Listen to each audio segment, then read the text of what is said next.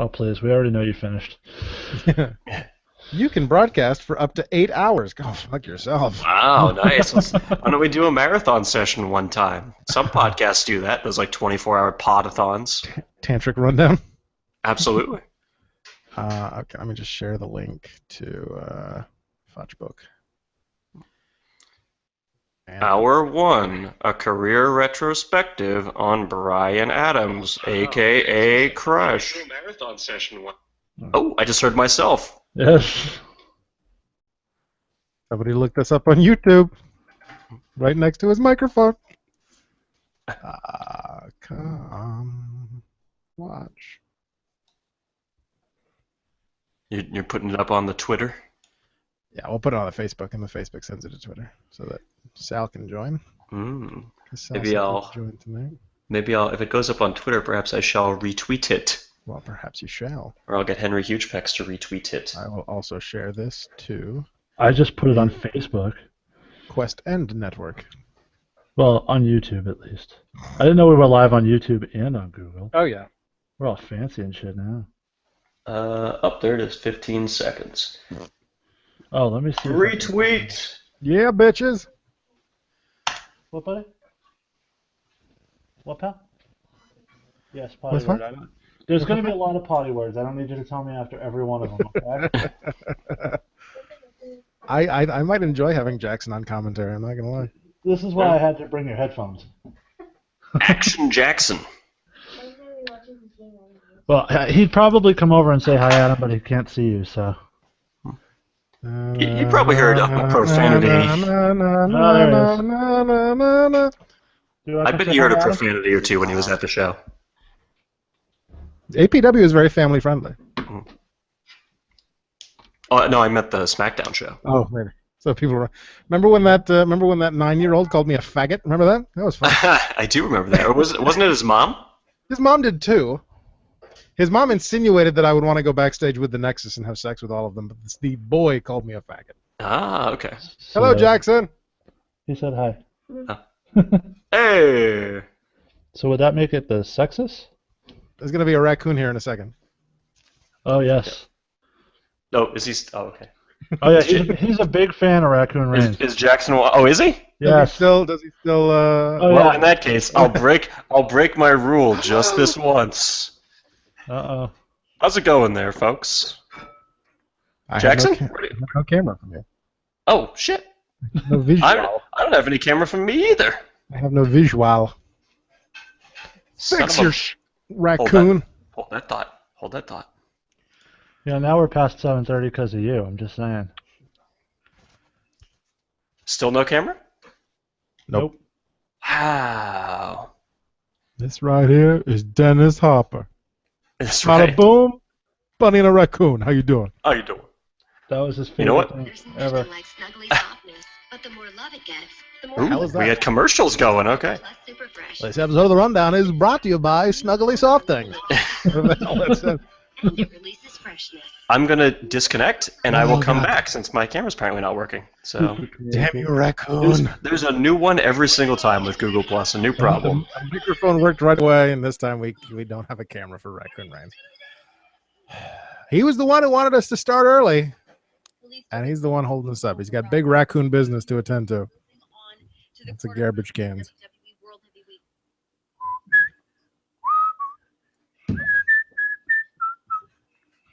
All right. Quit this yet? Exit game. Are we doing? Are we doing good? Yeah. All right. That looks like there might be a camera. Oh, is there? Oh! Oh yeah. What's up? Oh, yeah, you can't hear him because I got my headphones on. I'm giving a shout out to Jackson. He just said, hold on. Okay, do it again. Yeah. What's up, buddy? Hi. I was at that SmackDown show too. He was. There's pictures. That's true. I was there. My seats were not nearly as good as yours. Well, Henry Hugepex is living off that. He wants to know where Dennis Hopper is. Oh, Dennis Hopper, he's around. I can go find him if you'd like me to. He's busy taking one of his 137 tiny poops. That's right. Yeah, he's preoccupied. We're a pretty good tag team. I'm just saying, a pretty good tag team. Bada boom. Bunny and a raccoon. How you doing? How you doing? All right, go sit down. I can do the show. So wait a minute. Does that mean you let Jackson listen to the podcast? Just that intro portion. Okay, all right. Did you let him listen to the part where I spelled it out? No, I cut it off right before there. Okay, all right. CAWKX. And what does that spell? Coccyx. There was actually, speaking of which, on that note, near where you were sitting, somebody had a sign that said "Trump is soft." I don't know if you saw that. Yeah, it was like a couple rows in front of you. Some woman was running around handing out these. Okay. Apparently, the one viewer we have is Bill. Bill just texted me. I haven't seen a man kiss a boy on a wrestling show since Gabe Sapolsky. Okay. Boom. Glee. How you doing? Well, Bill, I think that says a lot about you. I'm not. How you doing? Or what about Rob Feinstein? Wasn't that his domain as well? All right. Ready? There we go. Okay. The sheet is back over the camera. Indeed. Yes, I think I'm ready. Yeah.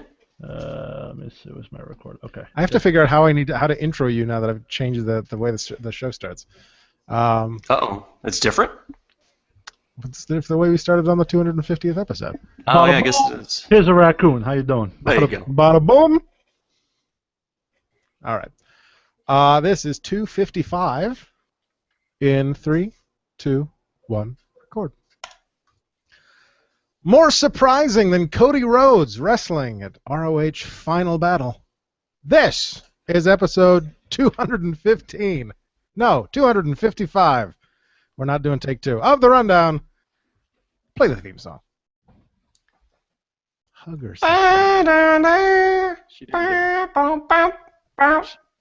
She didn't get drafted, Jason. Sorry.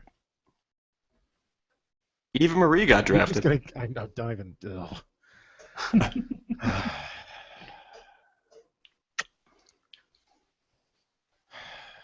Why would you even say that? It happened. I mean, I'm just reporting the facts. Hello, everyone. My name is Adam. I'm your host. It is Thursday, July 21st, 2016. As I said, this is episode 255 of The Rundown. We have a special guest, so we have to change up the intros again. Joining me this week, ladies and gentlemen, Jason is here. And I am doing lucha things in the hugger section.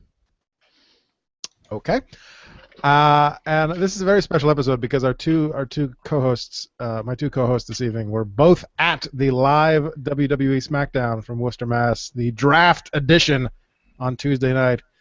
Now, I don't know if this other gentleman was snuck in by Jason or snuck in by Henry, but Raccoon Reigns is here.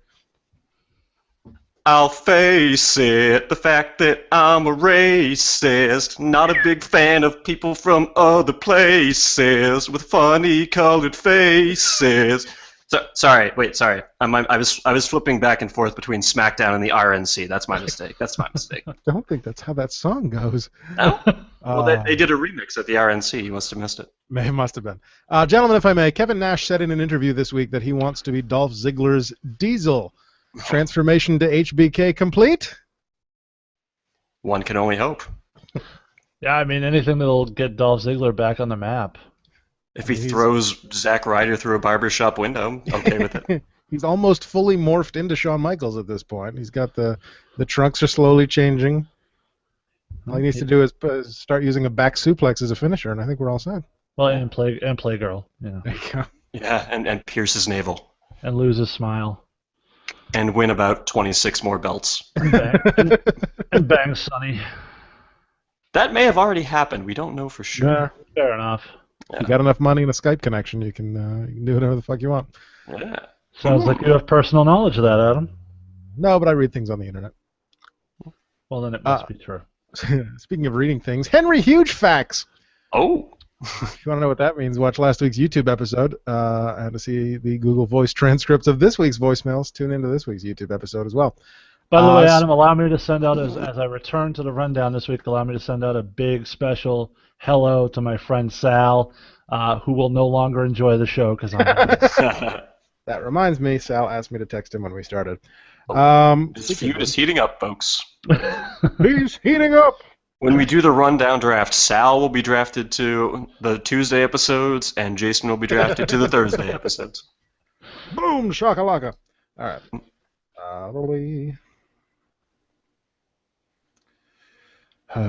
Okay.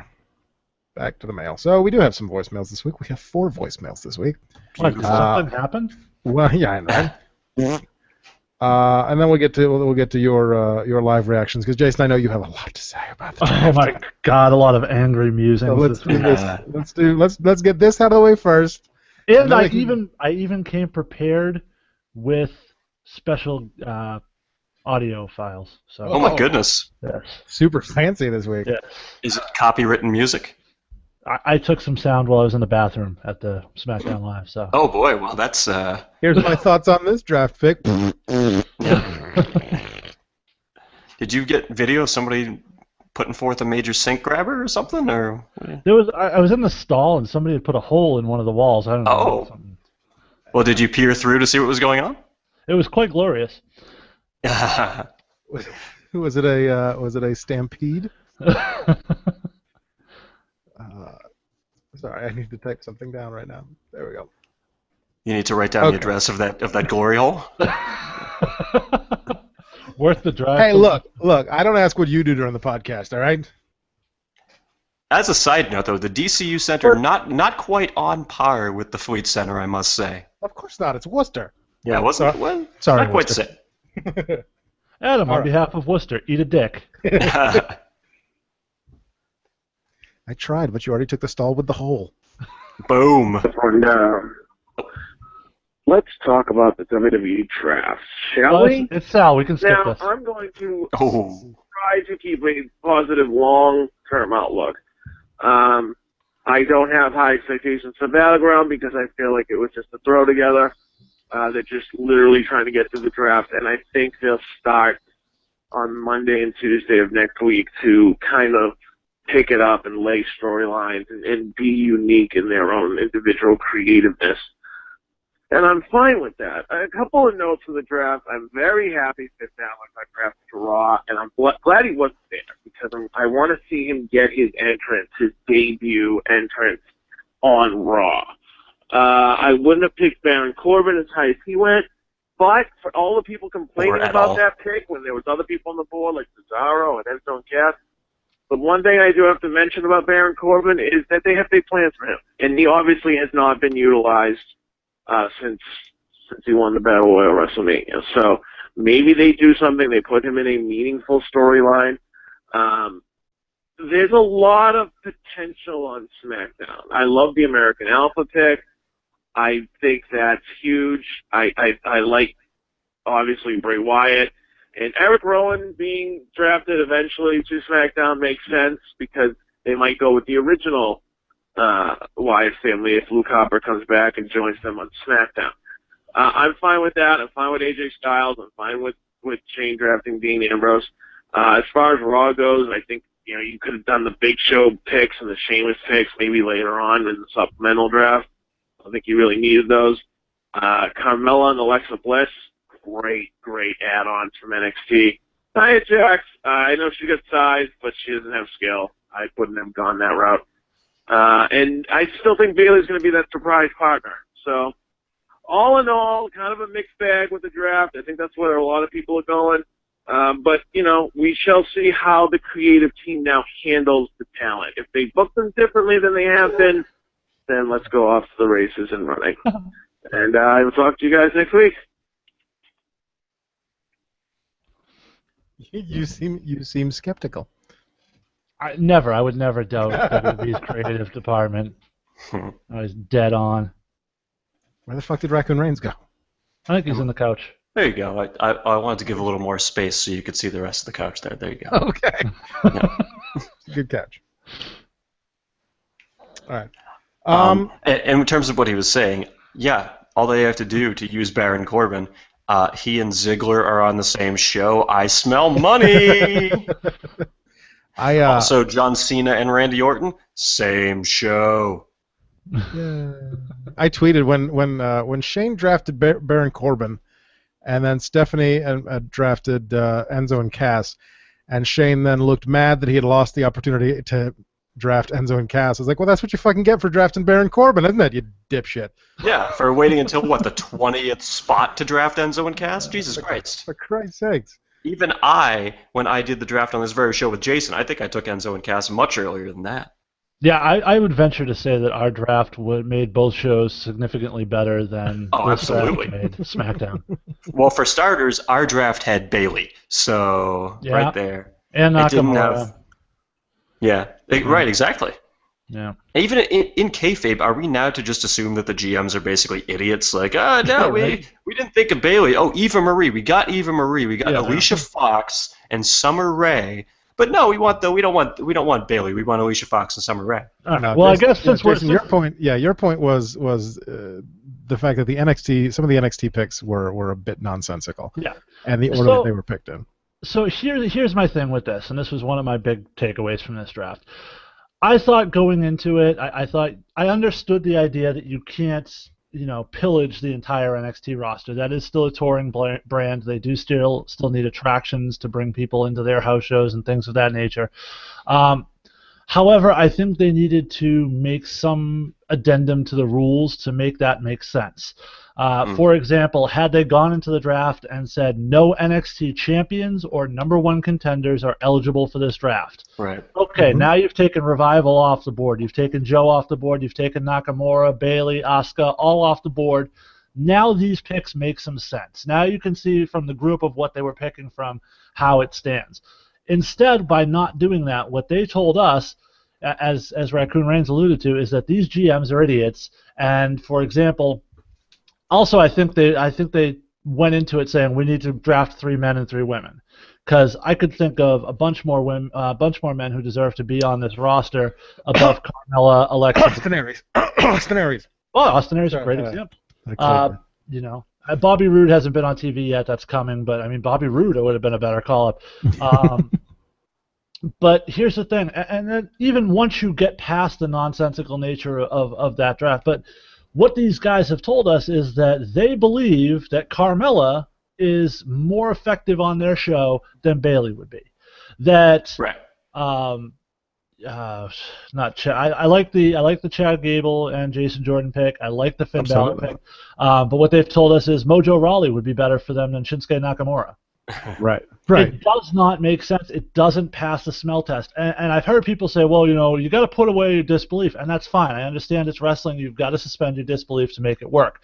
That said, I have to do that to watch Die Hard too. But if Bruce Willis puts down the gun and starts throwing rubber duckies at guys, that becomes a lot harder to do. And that's essentially what they did here.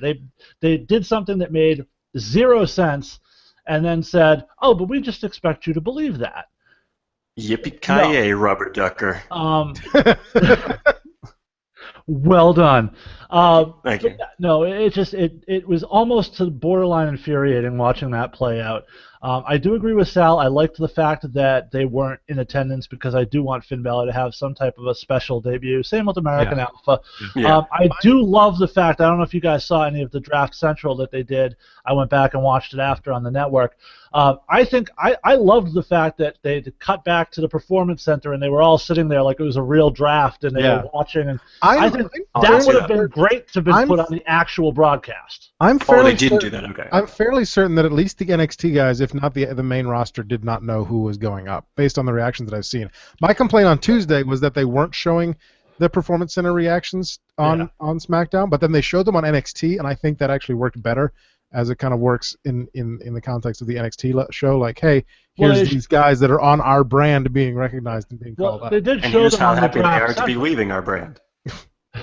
Yeah, and they did show them on the Draft Central, so they weren't showing them on the main show that they want to put eyeballs on, but they were showing them on the free thing for which you've already paid. I had Draft Central on the TV, and I had SmackDown on the computer, and I could not watch both. Yeah. It was just going back and forth. I left it on, but I was not paying attention to it at all. I will say I thought the Draft Central stuff that I saw was tremendous. I thought they did a phenomenal job with that. and they put those hosts through 4 hours of Yeah. continuous broadcasting. Yeah, because that and started at 7. Yeah, that was a pre-show. Until 11. And they held up really well. I thought the superstars that went on there stayed in character enough to stay believable, but also kind of really let some of their personality outside of their character come through and talk genuinely about their excitement or disappointment, as I'm sure we'll talk about later. But yeah, I thought the Draft Central job was tremendous. I thought they did a great job with that. I didn't watch. I was obviously in the arena, but I haven't gone back and actually watched the television broadcast of SmackDown, so I don't know what exactly was shown there. Apparently, from what I'm told, the massive beatdown of Dean Ambrose before the match was not shown on TV. Is that right? It was the beatdown happened, then they went to commercial, and when they came back from commercial, the match was started. Oh, okay. So, Jason, you were talking about in a text earlier. They're talking about, EMTs came out. Did you see Danny Miles as an EMT on SmackDown? And I didn't because it was during commercial. Yeah, one of those EMTs looked very adorable. That's all I can say. He did a dynamite job out there too. Are you saying the Dynamite Kid was an EMT? No, they all could walk. Okay. Too soon? That's probably a prerequisite That's for being too soon for you, Adam? The Dynamite Kid tragedy is still fresh on your brain. Is that where we're at? Well, isn't he still alive? He's still alive, right? Why is he not suing the WWE for like everyone else? That's a fair point. If Jimmy Snuka can do it. Oh man, what a traitor! After Vince got him off for murder, and that's how you repay him. Mm-hmm. I thought he was senile. So how did he get into the lawsuit in the first place? Did someone just grab his arm and sign it for him? I have no idea. I think he's putting one over on us again. Perhaps he has. C-O-N conspiracy. Indeed. Was R-Truth drafted, by the way? He was. Him and Goldust were drafted together. Oh, they're a package deal. Okay. Yes. Okay. Yeah. Although before was it everyone except Heath Slater? Was there no one else left out? Just Heath Slater? Well, there were other guys. I mean, Luke Harper wasn't drafted, obviously on the injured list. Well, I mean, other than injured and because Nikki Bella wasn't drafted either. So. Well, actually, on that note, I arrived at like 7:10 to the arena, and I believe I missed a Neville match. Is that correct? Yes, Neville returned. They did a dark match. So I think he took on Curtis Axel. That's who it was. Oh, okay. All right. And I think I texted Adam and Troy at that point and pointed out that I found it ironic that Neville went into this wearing red and black gear, which I hadn't really seen him wear before. And later, lo and behold, he gets drafted to Raw. Hashtag foreshadowing. Either that or he's joining the Wolfpack. It's possible too. But yeah, so other things, and I don't know how, Raccoon, I don't know how late you got there to your seats to check out what was going on, but we did have some action for main event that got taped, and I'm sure people can go online and read it. But there was a lot of main event matches. Yeah, one of the interesting things, they did a 6-man tag. It was Golden Truth and Apollo Crews took on the Dudleys and Baron Corbin. Yep, I did see that. I don't know if this is going to be a spoiler, but if it is, fuck yourself. It's main event. Who cares? I thought the highlight of that match to me was the Worcester crowd chanting "sexual chocolate" at Mark Henry. Indeed. Incessantly until he acknowledged it. On that note, the low light was the Worcester crowd chanting CM Punk in the main event. Yes. Because why? For no reason. We don't like Dean Ambrose or Seth Rollins. We want CM Punk instead. Perhaps they thought it was an I Quit match. I suppose that's because nobody quits better than CM Punk. That is true. You didn't mention Mark Henry as being a participant in that match, but they were chanting at Mark. Yes. Oh, I'm sorry. No. That was a different match. Okay, because I was like, yeah, no. Mark Henry and Jack Swagger teamed up with. That's right. Breezango. There we go. Okay. And Adam, if I told you, just because the match had 3 black people in it doesn't mean that one of them was Henry. Jason. If I were to tell you that one of your talented young teams that you've just kind of started to build up a little bit in Breezango were to take on 2 guys who you've done nothing with, like Mark Henry and Jack Swagger, who would you pick as a winner? But they're the new real Americans. Yeah, that would be correct. on the note of my seats, would you like to see what I saw for a good portion of the night when I was in my seat? I have to have my cell phone right here How do you have a cell phone? You're a raccoon. Yeah. Well, you know. You live in a garbage Can you see that? Can you see that? What that is for you people who may not be able to see this at home? That was a big fat guy who couldn't fit in the seat, so he stood in the aisle for a good portion of the show, standing up and blocking many people's views. Adam, is that just me, or does that look like a more in shape Hunter Ward?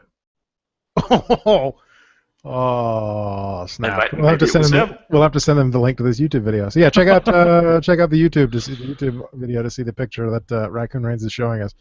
Indeed. That cell phone's bigger than your head.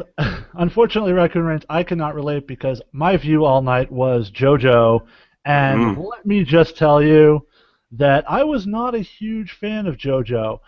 She is absolutely stunning in person. Television does not do this woman justice. In much the same way I had with Eden. I was never a big fan of Eden until I saw her at a live house show. Absolutely gorgeous.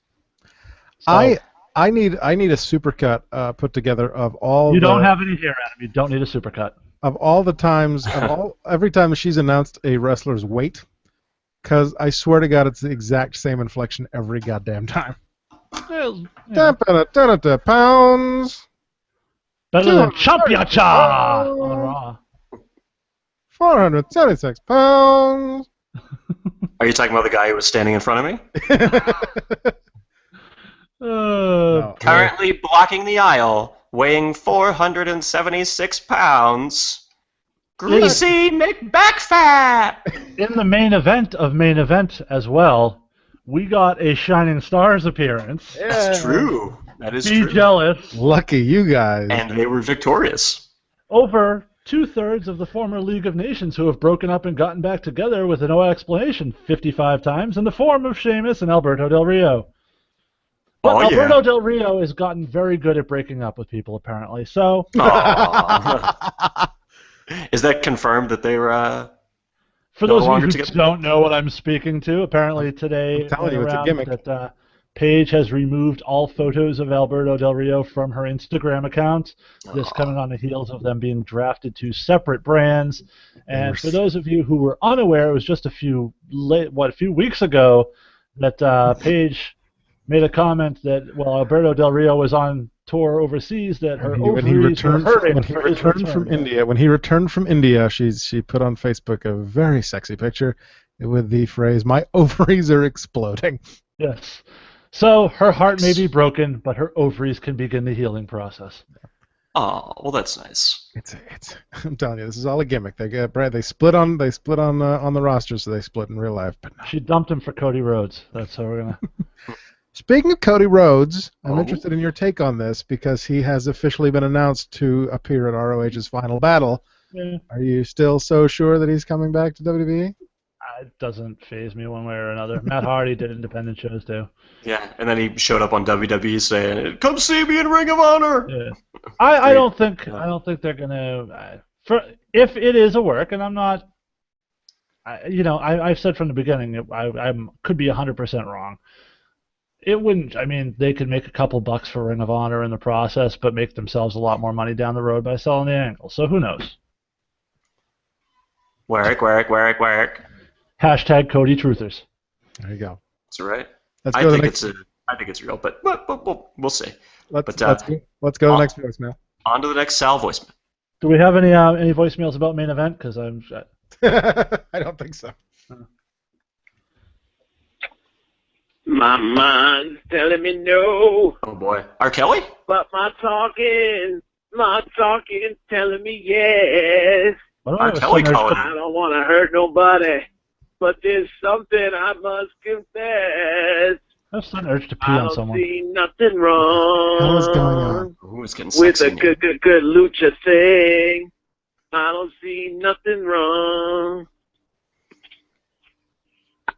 Okay.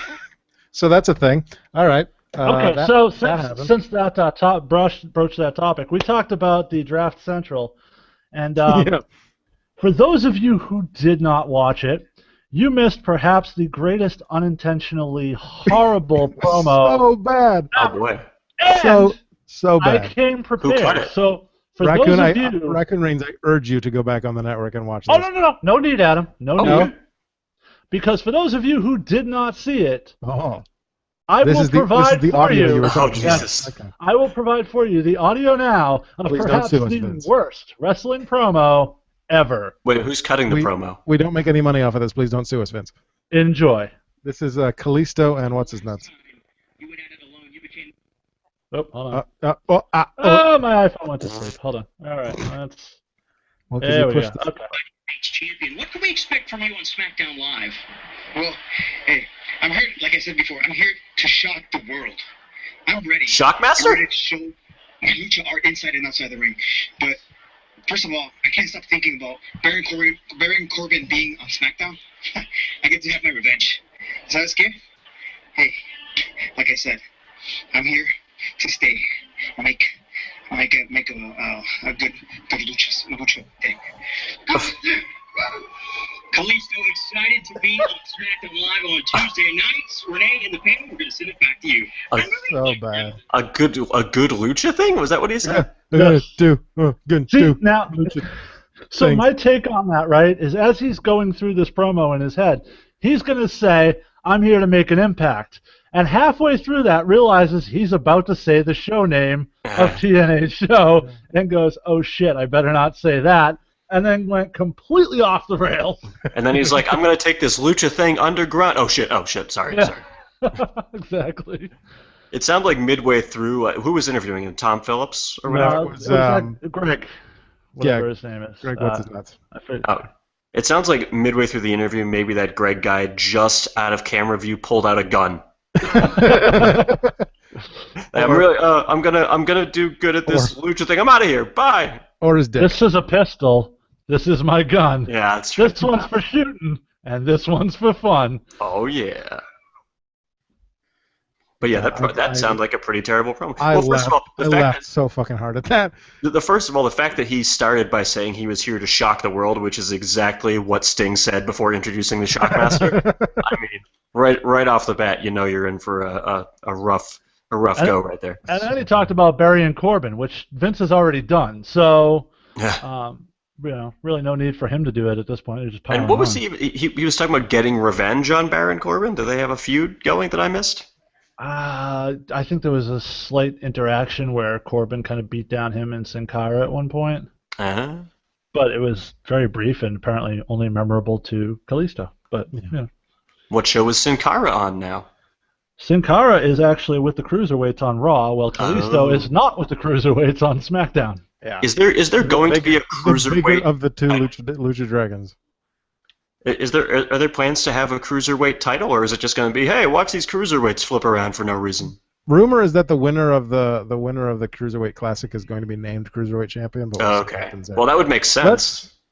Since Well, hold on. Adam, I think we should point out that it's possible Sin Cara is on SmackDown because SmackDown is bringing back the Brawl for All, because from what I hear, Sin Cara is quite adept at fighting people shoot style. Uh-oh. Yeah. There was there a brawl? There was a rumor that there was a fight. Oh no, it's confirmed. Okay, Yes. there was a confirmed fight between Sin Cara and Simon Gotch backstage in Worcester.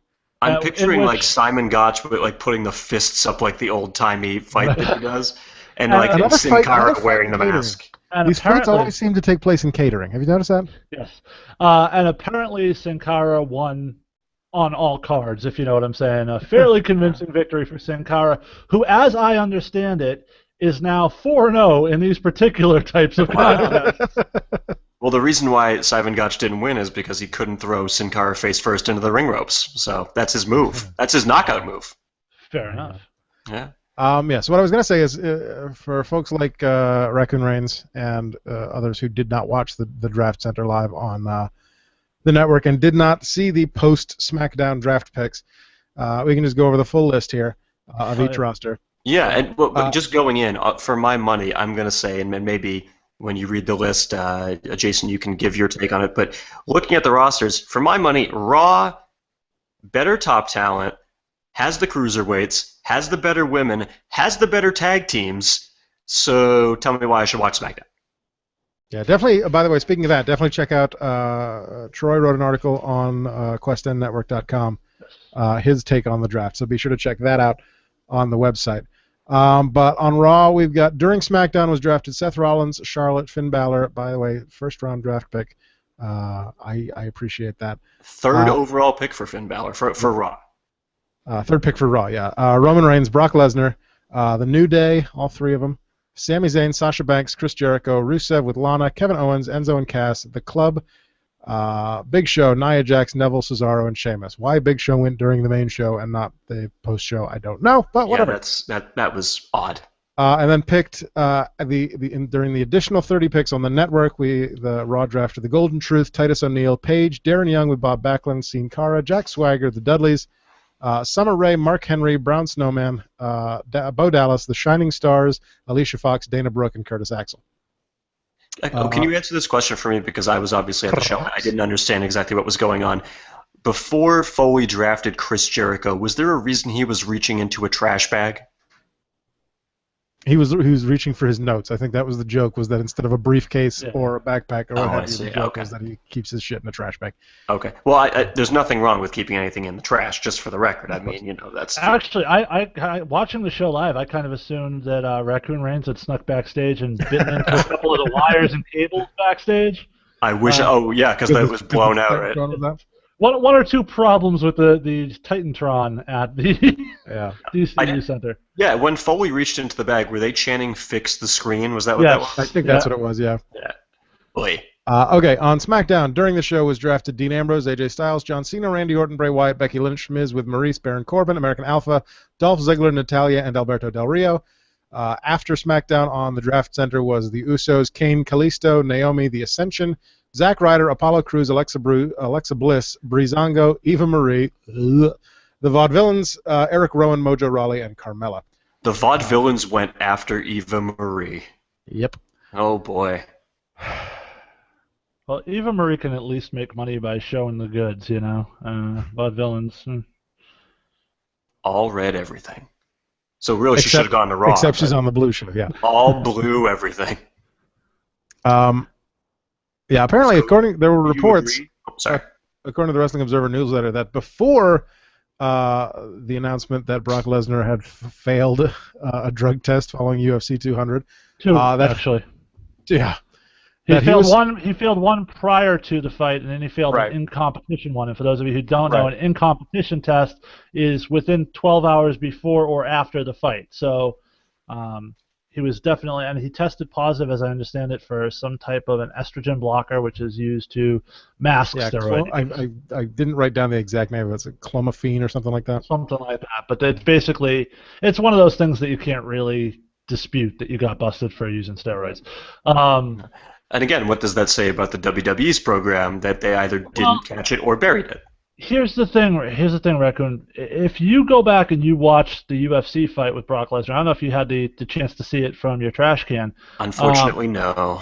But he was very leaned out, very muscular, much more so than during his WWE run. So it's not outside the realm of possibility that he was using additional tools to get in better shape for the UFC fight that maybe he didn't give a shit about using during the WWE run. It's not outside the realm of possibility. Perhaps. Are they now going to suspend him 30 days so he'll be ready for SummerSlam? No, he will not be suspended by the WWE, as I understand it, which, he didn't test positive through their testing, so it would be hard for them to bring testing from someone else, even though it's USADA. Apparently there is a clause in the wellness policy that says that they can use outside tests as grounds for suspension, but I don't think it's ever been enforced. No, and they were talking about the Randy Orton match at SmackDown Live, so I'd imagine that they didn't have any plans of taking it off. Speaking of wellness violators, Randy Orton. Rumors also circulating of what Roman Reigns tested positive for, and I forget what it was. I have that here. Hang on. But it wasn't something nefarious. It was according to Adderall. Roman Reigns' wellness suspension is due to a positive drug test for Adderall. Adderall is best known as a drug used to treat ADHD, but is banned by most sports organizations because it can mask fatigue and pain and make people more alert, and is used recreationally. Yeah, so not really something for physique or for strength, more or less. I know college students use it for focus and things like that. Roman's suspension ended yesterday, by the way, for anyone who's curious. So wait, does Roman have ADHD? I'm not a good guy. I'm not a bad guy. Ice cream truck. What I was saying before was apparently before these failed tests came about, Brock Lesnar was initially supposed to be the first overall pick in the draft, which would have made almost less sense than the draft already made. No, I could absolutely see that. I mean, you're talking about the guy coming off, going back to UFC after a 5-year absence and conquering a top heavyweight and a guy with crossover appeal, and you can market the shit out of a Brock Lesnar at that point. I see that argument, but I still see the idea that picking Brock Lesnar as the first pick in the draft over the two who were the first 2 picks in the draft doesn't that kind of demean the championship even a little bit? Well, Brock Lesnar's been in the ring with both of the 2 guys that were picked ahead of him, and what did he do? Well, he didn't technically beat Seth Rollins because The Undertaker vanished him. Don't even remind me of that. He was well on his way, let's just say that. Also, by the way, actually, Jason, hearkening back to the draft we did on this very podcast, if you remember, it was at a time when Roman was still the champion, and I'm pretty sure I only took Dean Ambrose at like 14th overall or something like that because I was like, oh, Dean Ambrose is still on the board. Look how far he's come since then. Now he's the champ for at least a few more days. Yeah. Oh yeah, we do a prediction tonight. Oh yeah, we do have to do predictions tonight, don't we? Oh shit! It's not prepared. The report that I said that Lesnar. The original plan was Lesnar would have been number 1, Ambrose would have been number 2 for SmackDown, Rollins would have been number 3. But Seth was always going to go to Raw, basically. Right. Yeah. The report said that while there were no changes in which show anyone ended up on, which some people are disputing with the Cesaro thing, the order of the draft picks did change. No. But so going back to what I was saying, do you guys agree that Raw got the much better roster? I mean, granted they had 3 picks for every 2, but I still think their roster is pretty far superior to SmackDown. Yeah, I think that was kind of the point of it, though, is that Raw was going to get the more established guys. I thought they were going to be pretty even. But see, here's the problem. Here's the problem with that, Adam, is that they didn't just get the more established guys. They got the better new guys, too. They got Kevin Owens. They got Sami Zayn. They got Sasha Banks. They got Rusev. They got The Club. They got Neville. They got the best established talents. They got the best young talents. They got the best women. They got the best tag teams. Now, if Shane was legit, if this draft was legitimate and they didn't know and it was legit, like we're going to pick this guy, we're going to pick that guy, which they have done before you mock that idea. The random lottery that time that nobody knew where anyone was going. Yeah, I remember the one that involved commentators and pissed JR right the fuck off. So if Shane was legitimately drafting this show, he's the worst GM I've ever seen. I've seen a lot of Red Sox GMs. He's not the GM. He's the commissioner. Whatever. So Daniel Bryan's the shittiest GM. First off, and I thought it was actually, and I'm not usually a fan of Stephanie shitting all over people indiscriminately, but I thought it was great when Mick did it in this particular instance and looked at Shane and went, you do realize there's still women in this draft, right? Yeah. Because it wasn't until number 14 that he picked a woman. It was Becky Lynch. Well, Bayley was still on the board, mind you, just saying. So was Eva Marie. Could have had her. And then followed that up with Natalya, who I wouldn't even have drafted, to be completely honest with you. Well, they got to continue that feud. Yeah, can't cut a promo. That was my thought. I mean, this is what I posted on Twitter, is you've got Charlotte and Sasha Banks on Raw. You've got Natalya and Becky Lynch on SmackDown. Is that signs that we're getting 2 women's championships? Yes. We're getting 2 championships of everything. That's going to be so watered down because the women's division is kind of barren as it is before splitting it into. So, man. Let's not talk about the women being barren, please. Or can we talk about splitting them into? I was just thinking that. We talk about that all the time. That's true. Yeah. But no, I think the way the draft played out, you can tell that we're talking about 2 sets of belts on everything, because otherwise, what's American Alpha doing on SmackDown? There's no tag titles there. They could float. But they can't, because the champions were drafted to specific shows. So you can't float them then. Who is another top flight tag team on SmackDown aside from American Alpha? Well, SmackDown has the Vaudevillains. SmackDown has the Ascension. They've got the Hype Bros. They got the Usos. Breezango. Oh, I'm sorry. Maybe you misheard me. I said who's another top flight tag team on SmackDown? Speaking of tag teams, going back to this, going back to the rules of the draft, Mhm. tag teams can be drafted as a unit unless the GMs want to break them up. The only team that was broken up was the Wyatt family, and they weren't included in the draft as a team in the first place. Well, the Lucha Dragons too. Well, okay, but they had already broken up Right. before SmackDown started. And apparently the Social Outcasts. Yeah. Mhm. But Later's going to evolve. my point is, if you're going to make such a big deal out of this and then not do it, why not just have the Wyatt family on the board as a unit and then have Shane go, I just want Bray. Yeah. And then Well- later, I also want Eric Rowan. After Yeah, SmackDown. because splitting up the So- Wyatt family worked so well the last time Yeah. with Eric Rowan's ridiculous theme song. So not to break into all the quality draft talk. Not to break into all the quality draft talk we're having, but since we brought up Bray Wyatt, allow me to make my case this week once again to you, Adam and Sal, and all the many people who have sent me tweets saying they disagree with my position, which is fine by all means. What is your position on Bray Wyatt? That he sucks? No. I like Bray Wyatt. My position with the feud between the Wyatt family and the New Day. So going into the New Day letion, we had Xavier Woods being petrified of Bray Wyatt and the Wyatt family. Then Bray Wyatt nearly kills him with a pickaxe. I'm still Attempted bummed I murder. didn't watch Nearly. this segment. Nearly. Then he comes out on Monday's Raw, and he's swiveling his hips, and he's all funny and in a great mood, and no problem. Comes out at SmackDown, and now he's once again in a trance and petrified and hypnotized by Bray Wyatt. Loses the match, and now we come to find out that they have this six-man tag at Battleground, but after that, this is going nowhere. There's no tag title match on the road because the Wyatts are on different shows now.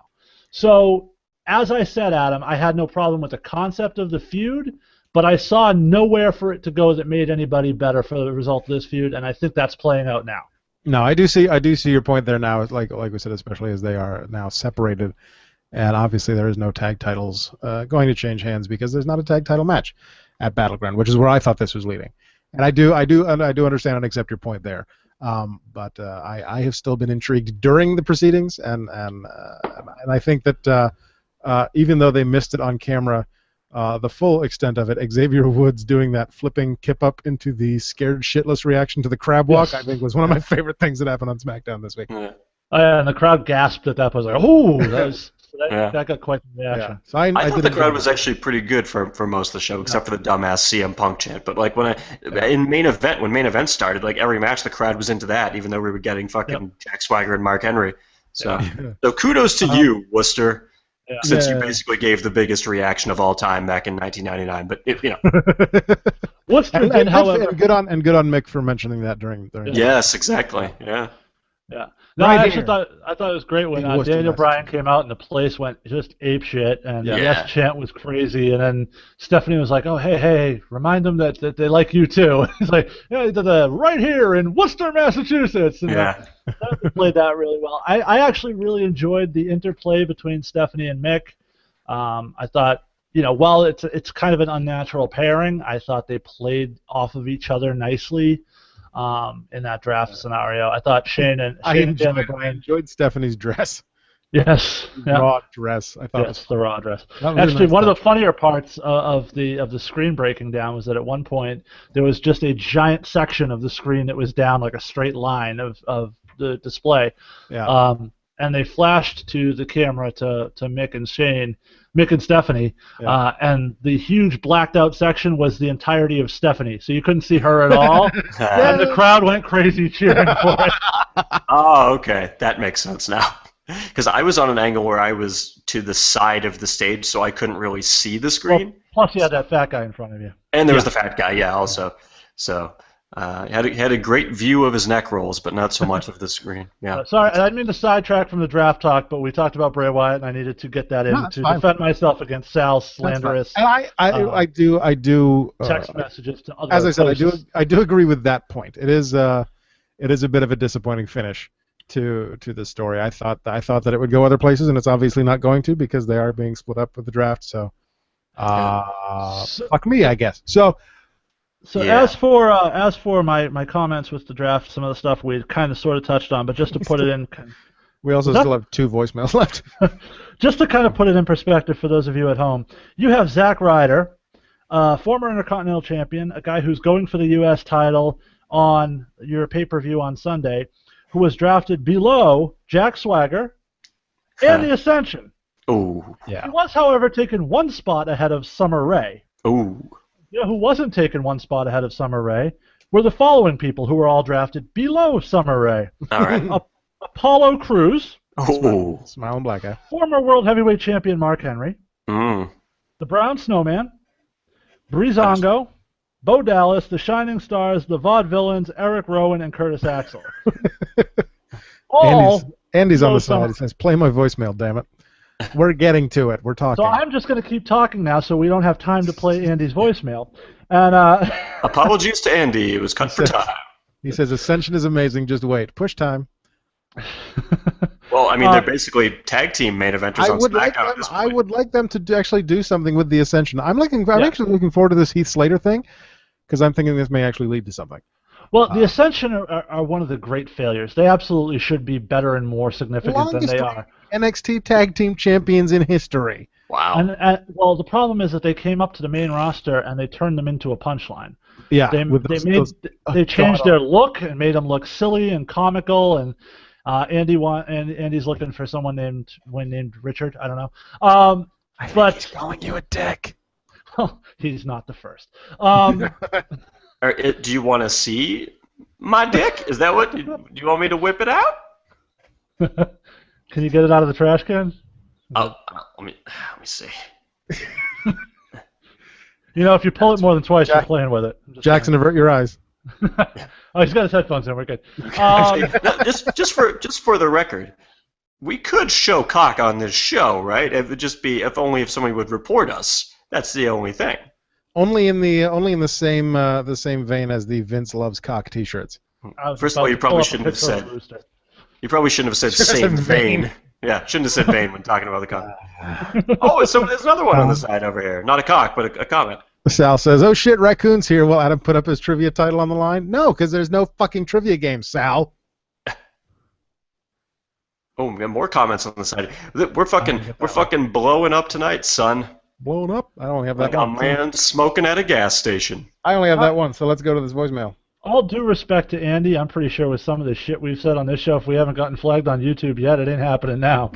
Yeah.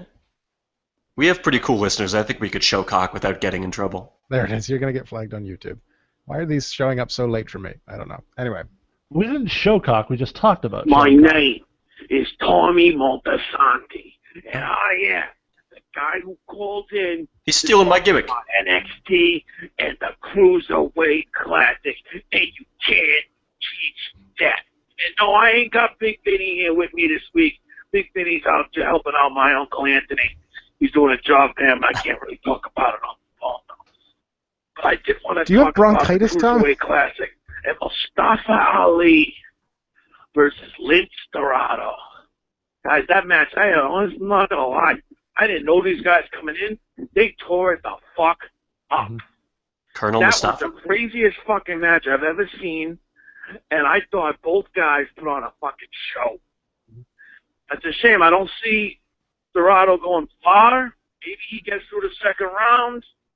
I don't see him going really, deep into the tournament like I do with Zack Sabre Jr. or a Kota Ibushi. And speaking of Zack Sabre Jr., this Cruiserweight Classic has been great, and we haven't even seen Zack Sabre Jr. yet. We haven't seen that. We haven't seen Gargano versus Ciampa. This is only going to get better week in and week out. As far as NXT goes, I find it interesting that the first guy we see from the Tough Enough season since they rebooted it is Patrick Clark. Not the winner of Tough Enough, that dude Josh, not Mandy Rose, Patrick Clark. And yeah, he enhanced, he chopped out to Austin Aries, but he did a great fucking job. That kid's got a future, I'm telling you. Watch out for that kid. And as far as the future goes, I think I see the future for the Office of Pain. I think they're going to show up at Battleground and help Roman Reigns win the title, and they can be the Samoan Shield Machine.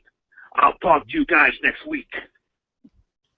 Is Paul Ellering Samoan? Huh. Tommy advocating for a Samoan faction to help Roman Reigns. I wonder where he would get a fucking idea like that. Shots fired. Did you guys watch the Cruiserweight Classic last night? I've gotten all the way up to the main event. I haven't finished watching the main event yet.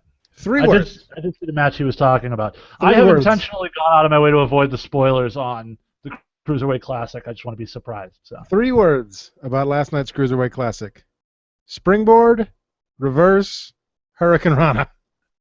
Oh, I thought you were going to say the missed reverse 450 splash. Ooh. Oh, That's a Too Cold Scorpio move. was that the Kenneth Johnson one?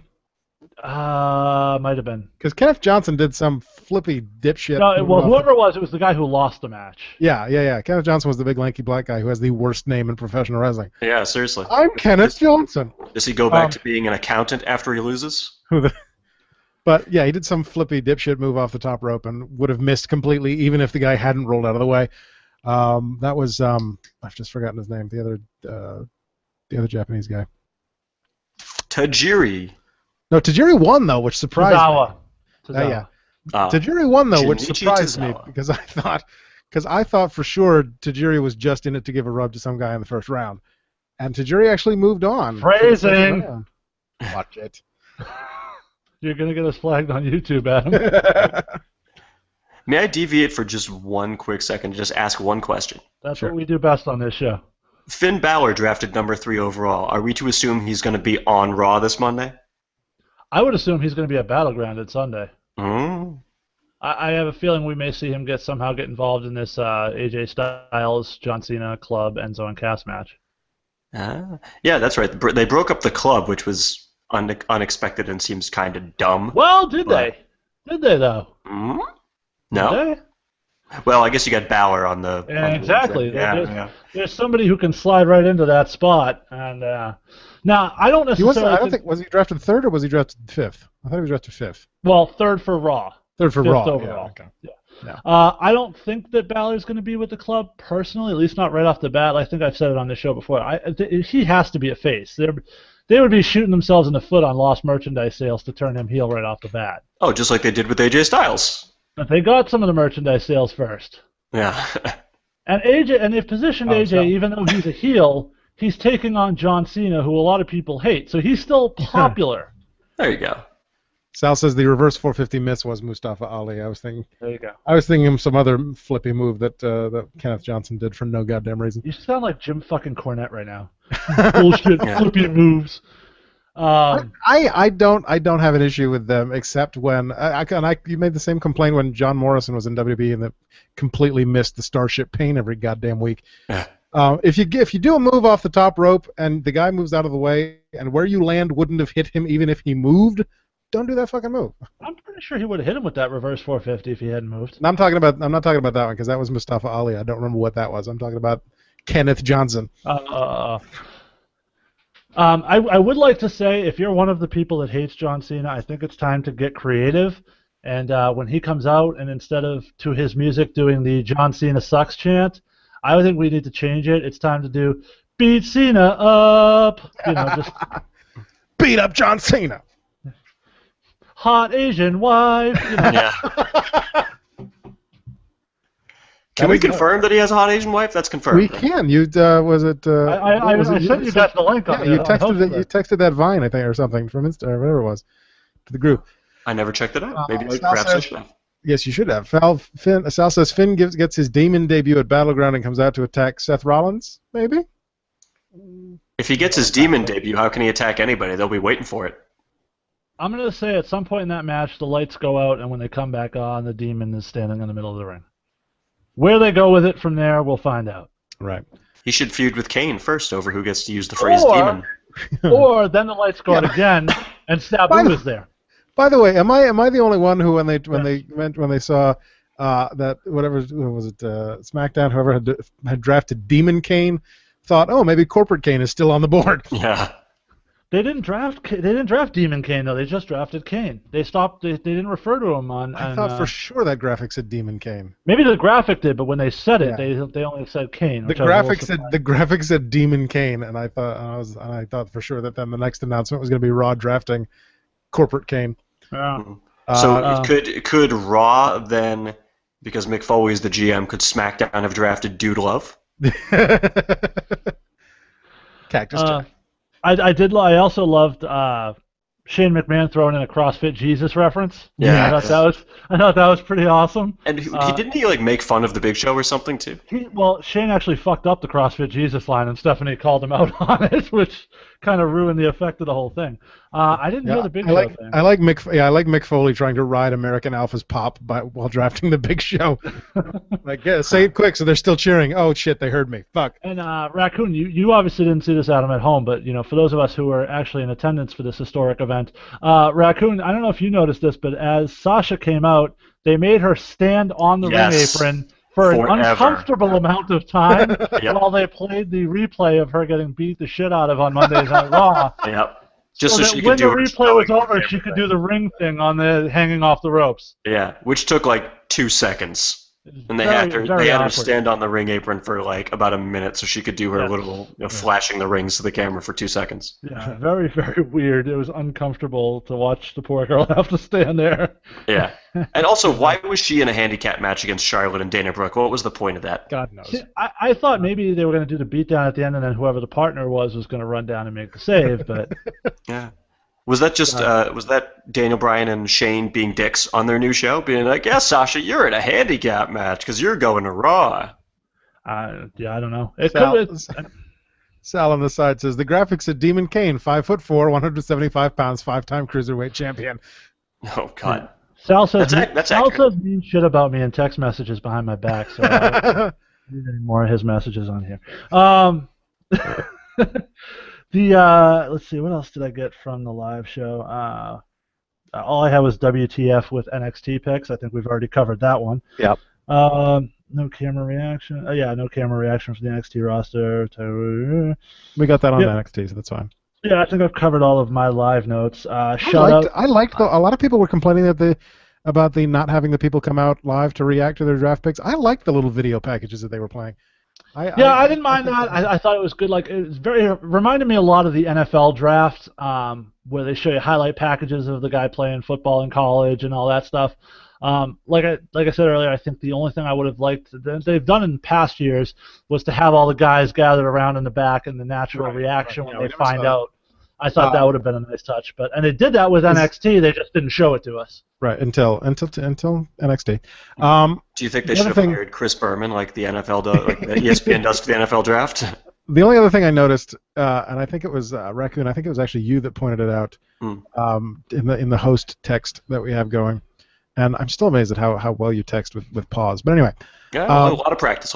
Was Sami Zayn being drafted immediately after being destroyed by Kane? Yeah. That obviously they were really impressed with the way he took that bump. Yeah. Yeah, and what the fuck is with Sami Zayn being drafted that high above anyone? Yeah, well above Kevin Owens. He did go before Owens, didn't he? Yeah, well before Owens by several picks. Yeah. I wouldn't think that you would have Sami Zayn drafted ahead of Owens to start with, but even so, drafted to the same show. We had talked a lot about the feud will never end. Yeah, we had talked a lot about the idea of because realistically, from a standpoint of booking this show, how do you separate these two if they're still on the same show? How do they move on to something else? It'll be the Dean Ambrose with Seth Rollins having Money in the Bank all over again, where he promised to foil any Seth Rollins cash-in ever as long as he has the briefcase, and then he foiled the first 3, and we never saw him again. Yeah. Also, there's only one place for them to go. Team up. Yeah. Eventually, Steve Austin and Dude Love all over again. Actually, you know what? It wouldn't shock me ultimately if what the final play is here is if we end up in a loser leaves match between the two of them, and that leads us to the return of El Generico to Monday Night Raw. It wouldn't shock me. No.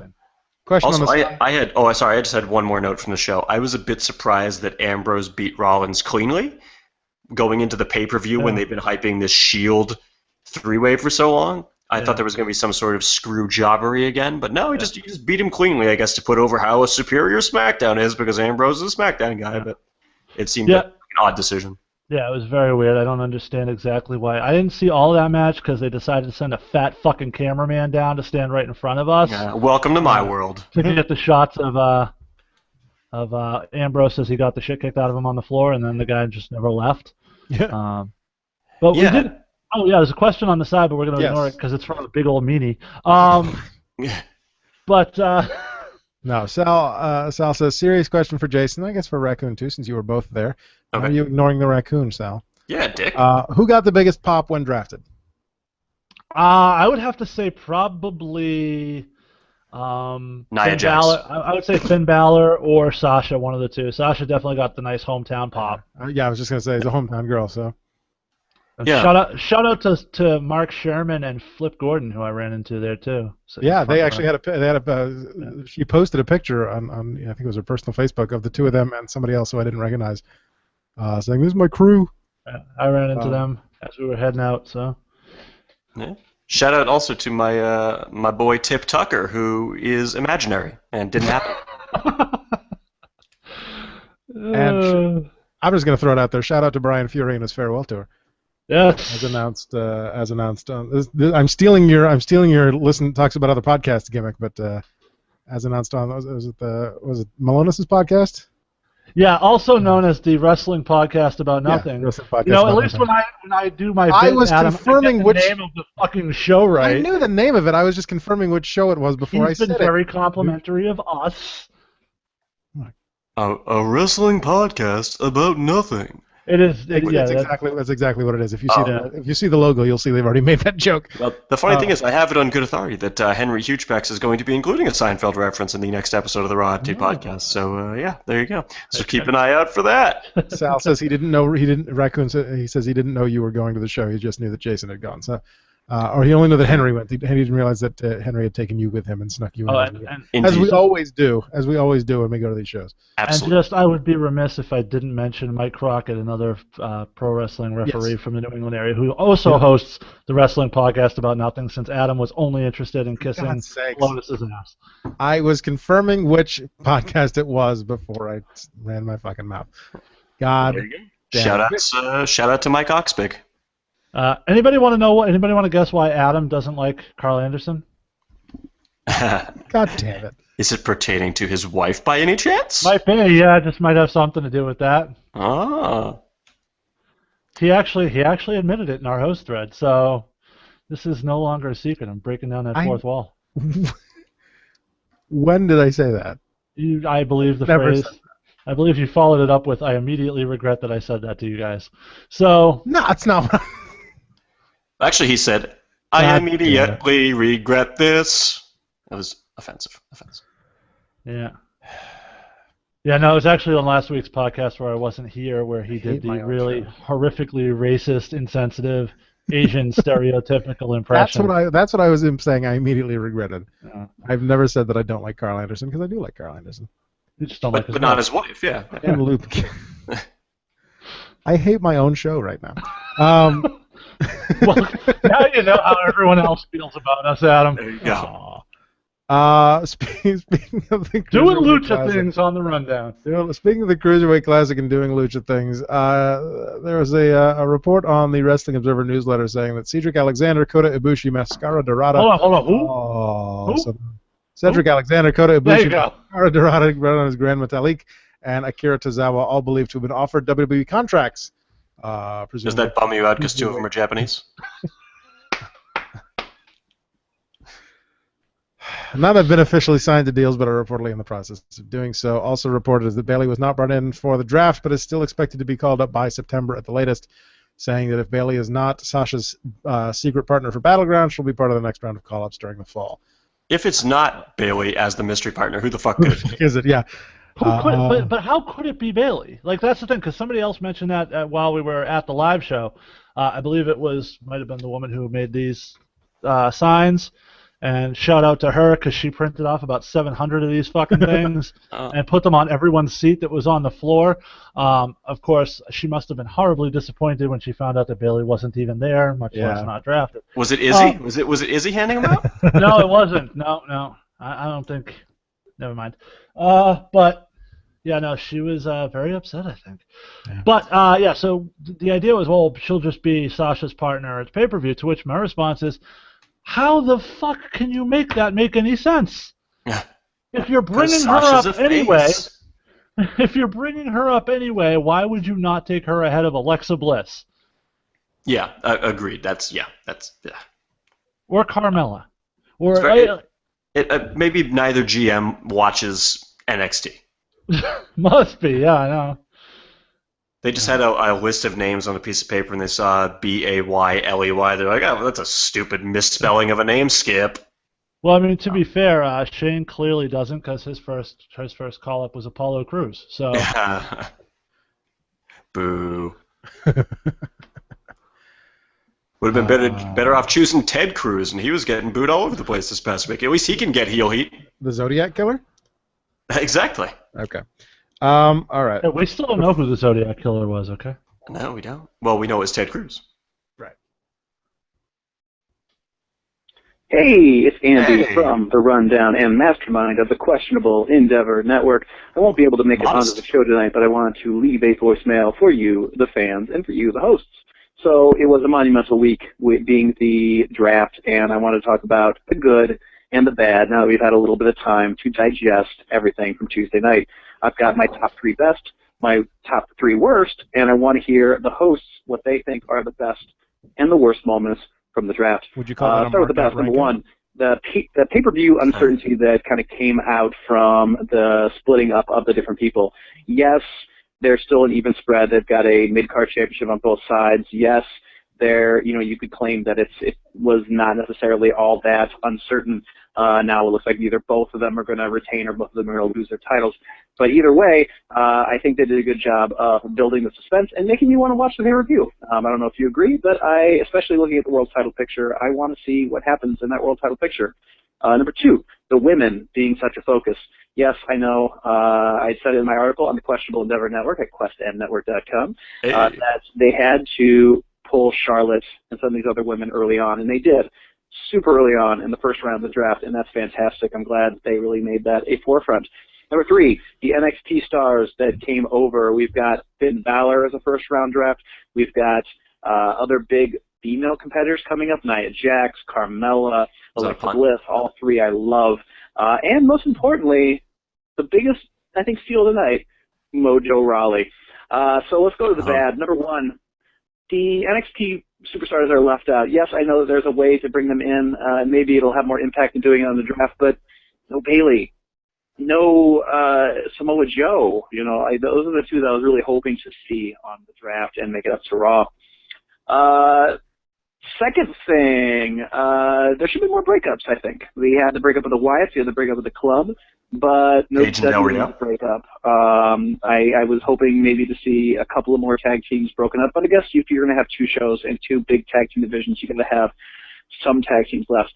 And then finally, Eva Marie, just in general. Tell me what you think, folks, and fans and Rundown hosts.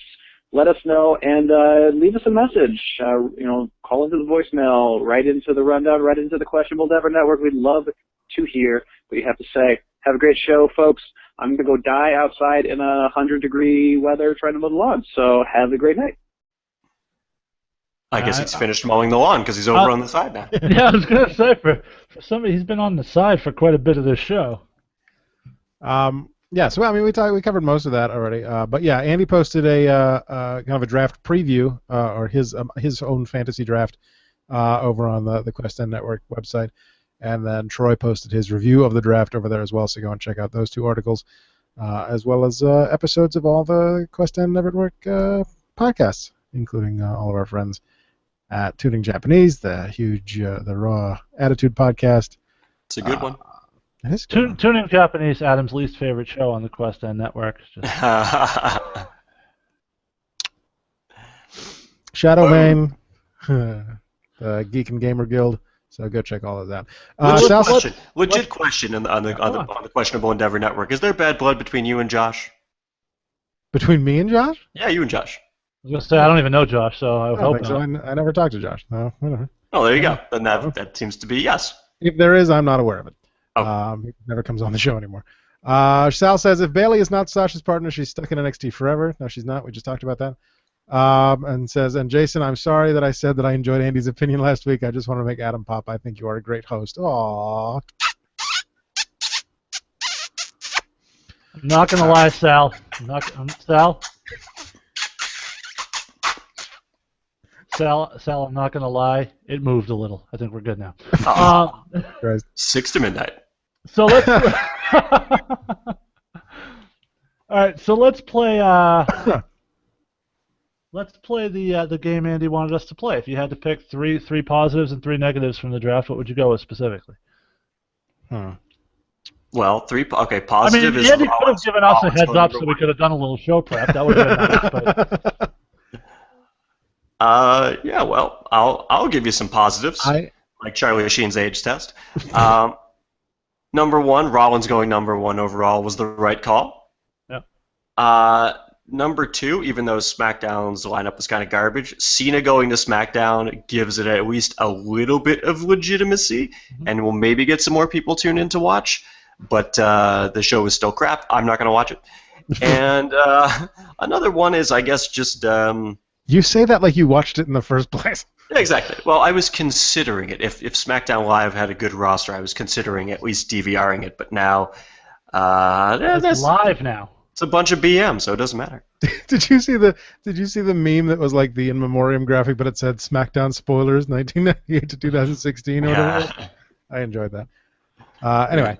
Oh, and my third positive is just I guess Raw's roster. I mean, they got a good enough roster where I'll probably still want to watch Raw. Maybe. We'll see. To be determined. Yeah. I'll let you know next week. If the show sucks, then I'm probably out. Okay, so Adam, 3 positives. Sal says keep it positive like Brock Lesnar's drug tests. Hey. First positive I'm going to say is Finn Balor going in the first round. I think it was a really good touch, really good rub for Finn Balor. Second positive is, and I think this is more of a strategic thing, but I really liked that and you know it was going to end up this way anyway, but Raw drafting both Seth Rollins and Roman Reigns, I think acted more as a strategic thing where, you know, Stephanie, I think, was thinking, if I draft both of them, I've got a 67% chance of having the WWE Championship following Battleground. I got 141 and 2/3% chance. Yeah, and I think, like Andy said, the focus on the women and having, you know, Charlotte go in the first round and really having that women's division be a focus, I think was a nice touch, and hopefully that they'll actually run with that. Yeah, and Dana Brooke went over there with her, so they don't have to break up that pairing. Well, yeah, they obviously weren't going to break them up. But. I do kind of like that pairing. I don't necessarily like Dana Brooke's wrestling skill, but I like that she's at least going for it in terms of being the sidekick. So, so props to her for that. Jason, your positives? You know, I guess I'm the negative guy on the group, so I have a hard time always. no positives. I guess I have a hard time accentuating the positives. I will say I think a big positive is AJ Styles being the workhorse top guy. I think he's going to end up being on SmackDown. I think he would have been stuck kind of making other guys look good on Raw, whereas I think because of the way the roster shook out, he's going to be a heavyweight champion on the SmackDown brand sooner rather than later. Well, actually, a question about that. I mean, AJ Styles is like 38 years old right now. Is there any? Do you think there's any sort of thing like, oh, he's too old, we can't put the belt on him? But although, well, I guess Triple H was just the whole company champion, so disregard. I thought the other. I don't know if it's so much a positive as a very interesting observation. I don't know if you guys caught this as I was watching the broadcast. Obviously, Raccoon, you didn't because you were there. I went back and watched the broadcast of SmackDown. There was a moment where Michael Cole, at one point, they talked about John Cena not getting drafted in the first round, and Michael Cole made reference to him pursuing his outside interests and maybe not paying as much attention. I thought that was really weird to have your lead announcer kind of call out your top guy, John Cena, like that in a very public forum. So maybe not a positive, but certainly something I thought was very interesting the way they did that. Well, wait a minute. When John Cena feuded with The Rock, he ran him down nonstop for not being there every week because he was filming other projects. My third positive is that Mojo Rawley and The Miz and Maurice are on the same roster, so now my premonition can finally come true. Do we want to do... Mojo Rawley's going to slap the shit out of Maurice. So you have 3 negatives, Raccoon. I was going to say, do we want to do negatives as well? Oh, well, number one, I'll put them both in the same combination of Eva Marie being drafted and Bayley not being drafted. Yeah. I think that's a good pairing right there. Number two, Baron Corbin going so high made no goddamn sense when there were still quality people on the board. Yeah. Number three, SmackDown's roster in general is veal garbaggio because basically you got Ambrose and you got Cena and you got Styles. That's a pretty solid top core, although Cena might not really be there. After that, you got your secondary people of Bray and Becky, and after that, it's a long plummet to the bottom. I remember the era before where we had the SmackDown 6 where you had 6 quality people. Now I think it's pretty much, the SmackDown 4? And then you got Becky Lynch. So you SmackDown 4 and 1 woman. And that's pretty much it. I will say I'm looking forward to the notion of an AJ Styles versus Randy Orton feud. I think that could make for some good TV. Yeah.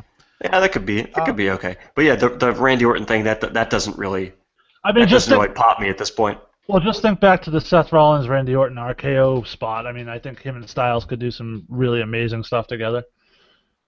Yeah. Oh, yeah. And remember the shooting star KO with Evan Bourne. There you go. My 3 negatives, I'm going to say, number 1, Eva Marie being drafted at all. Copycat. Are you surprised? Number 2, and Jason, you mentioned this earlier, Zack Ryder being drafted not only as low as he was drafted, but not even on the broadcast at all. Yeah.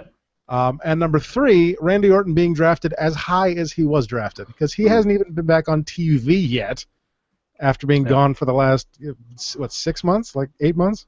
But obviously he's a huge contender because he's fighting Brock Lesnar at SummerSlam. I so don't give a shit about that match. Yeah, and I thought the Randy Orton pick was really weird and ill-timed. I thought it's like, they picked Brock Lesnar, we better pick Randy Orton. Like, yeah, exactly. Yeah. And that, which brings me to another point, is the commentators kept saying, "Oh, this is the last time we'll ever see them in the same ring." Yeah, because they've never done inter-brand shows and draft lotteries before, where people move from one brand to the other. And Adam, it's not like the very next pay-per-view is going to be co-promotional. I mean,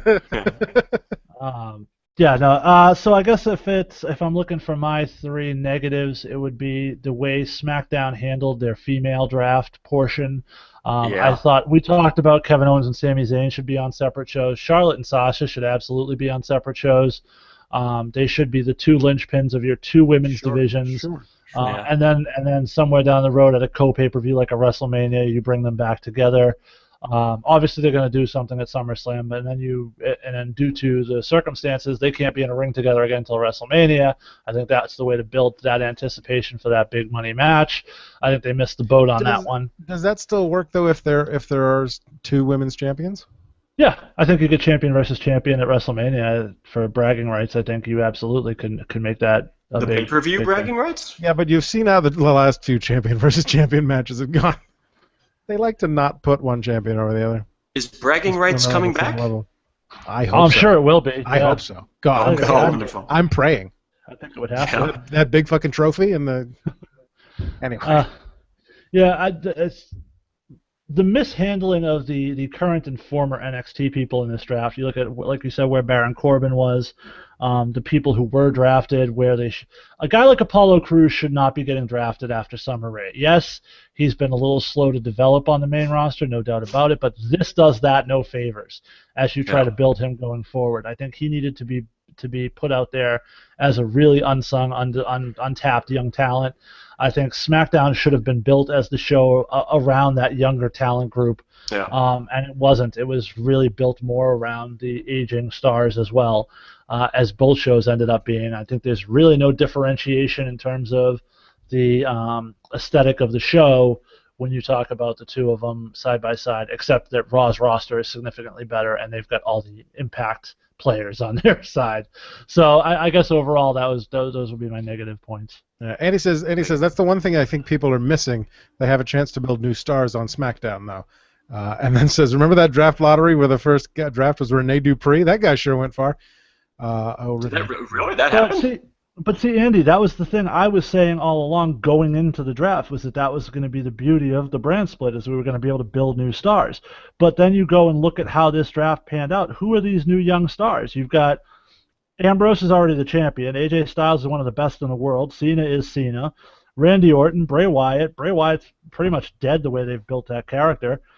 Becky Lynch, you may be able to make her a top female on this brand, but she's always going to be looked at as secondary to the two women who are both on Raw. The Miz, The Miz might be able to elevate back up to the top of the card on SmackDown, where he probably should be. Corbin, I mean, if you think Corbin can be a star, by all means, I'm not sure I can see that. American Alpha will absolutely become a star team on SmackDown. I have no doubt about that. They're the only one, so they have to. Right. Dolph Ziggler. Can we book Baron Corbin's stomach as SmackDown champion? Dolph Ziggler, I mean, that's not anything new there. Alberto Del Rio, again, nothing new there. Usos, nothing new. Kane, Kalisto, Naomi, Ascension, Ryder. Cruz is probably one. But who are these young guys we're building up? SmackDown didn't draft any of those guys. Those guys are all on Raw. Yeah. But they're on Raw behind the established guys who are already there, the Seth Rollins and the Roman Reigns. So there isn't going to be that spot for those guys. Yeah. Also, when Rene Dupree got drafted, did he come with Fifi? One can only hope. Andy says they can rebuild Bray. Dolph Ziggler has a great opportunity, which is true. I'm hoping that they actually give him a chance this time and actually do something with him. Corbin has a chance to be a good heel. They won't do anything with Dolph. They might have to, because of the depth on that roster. They're going to have to push him into some type of situation, and I do think something with Ziggler and Styles, I think, could be another great series of matches. Sure. But I think you get to a point where you've devalued somebody as a talent so far that it's almost impossible to get them legitimately back to the top of the card, and I think they might be at that point with Ziggler. I don't know if you saw Ziggler on the draft cast live thing that they did, but he looked dejected. I mean, he basically at some point made a comment. They essentially made a comment about, he understood what it felt like to be underappreciated as a talent. Oh, man. If we were sitting here looking today at a SmackDown roster like the one I built in our fantasy draft, for example, and you had a guy like Cesaro and AJ Styles and Kevin Owens and Sami Zayn, and you had all those guys on that SmackDown roster, I would be 100% with Andy in that notion, and I think that was what I was hoping for coming out of this draft, but that's not what we got. SmackDown was billed as the B show going in. They couldn't say that Raw was the flagship often enough. They were treated like the B show, being given the second pick and only getting 2 picks for every 3, which I kind of understand to a degree, but I think you sent the message to your fan base that this is a show that doesn't fucking matter. Yeah. And then you look at the way they drafted that roster, and they made it into a B show in terms of talent. So I think the moral of the story is that we should have done the drafting instead of Daniel Bryan and Mick Foley, because our rosters were better. Right, absolutely. It's just really, this whole draft thing just really seems like a questionable endeavor, if you ask me. And I will say this, given the way they draft, I did like very much the way they made Charlotte seem important by taking her so high in the draft. Yeah. Second overall pick, they made that women's championship seem important, and I was actually a big fan of that move. I was surprised they did it, but I was very happy they did. How long has she had the belt now? Since like October or something like that? It's what, Night of Champions? 302 days, I think, is what I read, and that might have been today or yesterday. I was at 302. So she has surpassed, in her combined women's championship, Divas championship reign is the 302 days. She has surpassed Nikki Bella, and that. But she will never be the longest reigning Divas champion in company history. God. Until they bring that title back on SmackDown and give it to Becky Lynch, who will break that record, because there's nobody on that fucking brand for her to fight. So, Alexa Bliss. Who, by the way, I don't dislike Alexa Bliss. I actually, for those of you who haven't seen her down in NXT, she has really stepped up her game. I think she's great. She's turned into a fine. She's the best rear end on the roster right off the bat. But and for those of you who don't know, I don't know if the Alexa Bliss drinking game is going to carry over to SmackDown. I certainly hope so. The NXT cameraman can't get enough of getting random shots of Alexa Bliss's backside. If those of you who haven't watched NXT, but she's saying backside because his son is in the same room as him. Yeah, because they really like getting shots of Alexa Bliss's corn shoot. Got to use euphemisms. Turd cutter. That's right. She does this moonsault, except she intentionally lands her knees on the other woman, like as she comes down. Oh my God! Looks phenomenal. That's gonna hurt. And for the longest time, even as a heel, they were still calling her finisher the Sparkle Splash, which I thought was horrible. Yeah. But they've recently changed it to Twisted Bliss, which I think was a phenomenal name change. Twisted Blister. Much better than the name change on Enzo and Cass's move. Yes. And the Carmella call-up, I would have been 100% behind had they put her on the same show as Enzo and Cass. Yeah. I'm confused by that as well. Because I think then she could have had a purpose and a role and kind of eased into a female wrestling role more on that show. She's not ready in the ring. She's going to be exposed big time on a live show particularly. And I think that's the other aspect a lot of people forget when they did this roster split originally. They took those younger, inexperienced talents and put them on the taped show where they could cover up stuff that might go wrong in the course of a match. This is live, baby. So anything that goes wrong, you got to own it. So putting people like Carmella who are not ready for prime time on that spot is going to be interesting to watch. Well, on that note, for us people who don't watch much NXT, what exactly was Carmella doing with Enzo and Cass down in NXT? Was she also having her own little one-liners she was getting in? She was doing Cass first off. Okay. My condolences to her vagina. She was a hairdresser who got fired because of something involving that match between Enzo and Cass and the Frenchman. Well, Enzo, they were testing out hair remover. That's right. They did the owner's dog, and she got fired. Yes. So she demanded that they get her a job in NXT. And at that point, I hated her guts just because I was still Enzo and Cass hadn't gotten over to me at that point, and adding Carmella was just awful as I saw it. But I think they did a good job. They've done a good job of improving since then. And for the record, she is Worcester's own Carmella too. So she is not actually the Princess of Staten Island. She's from Worcester. So maybe that had something to do with why she was drafted on the post show.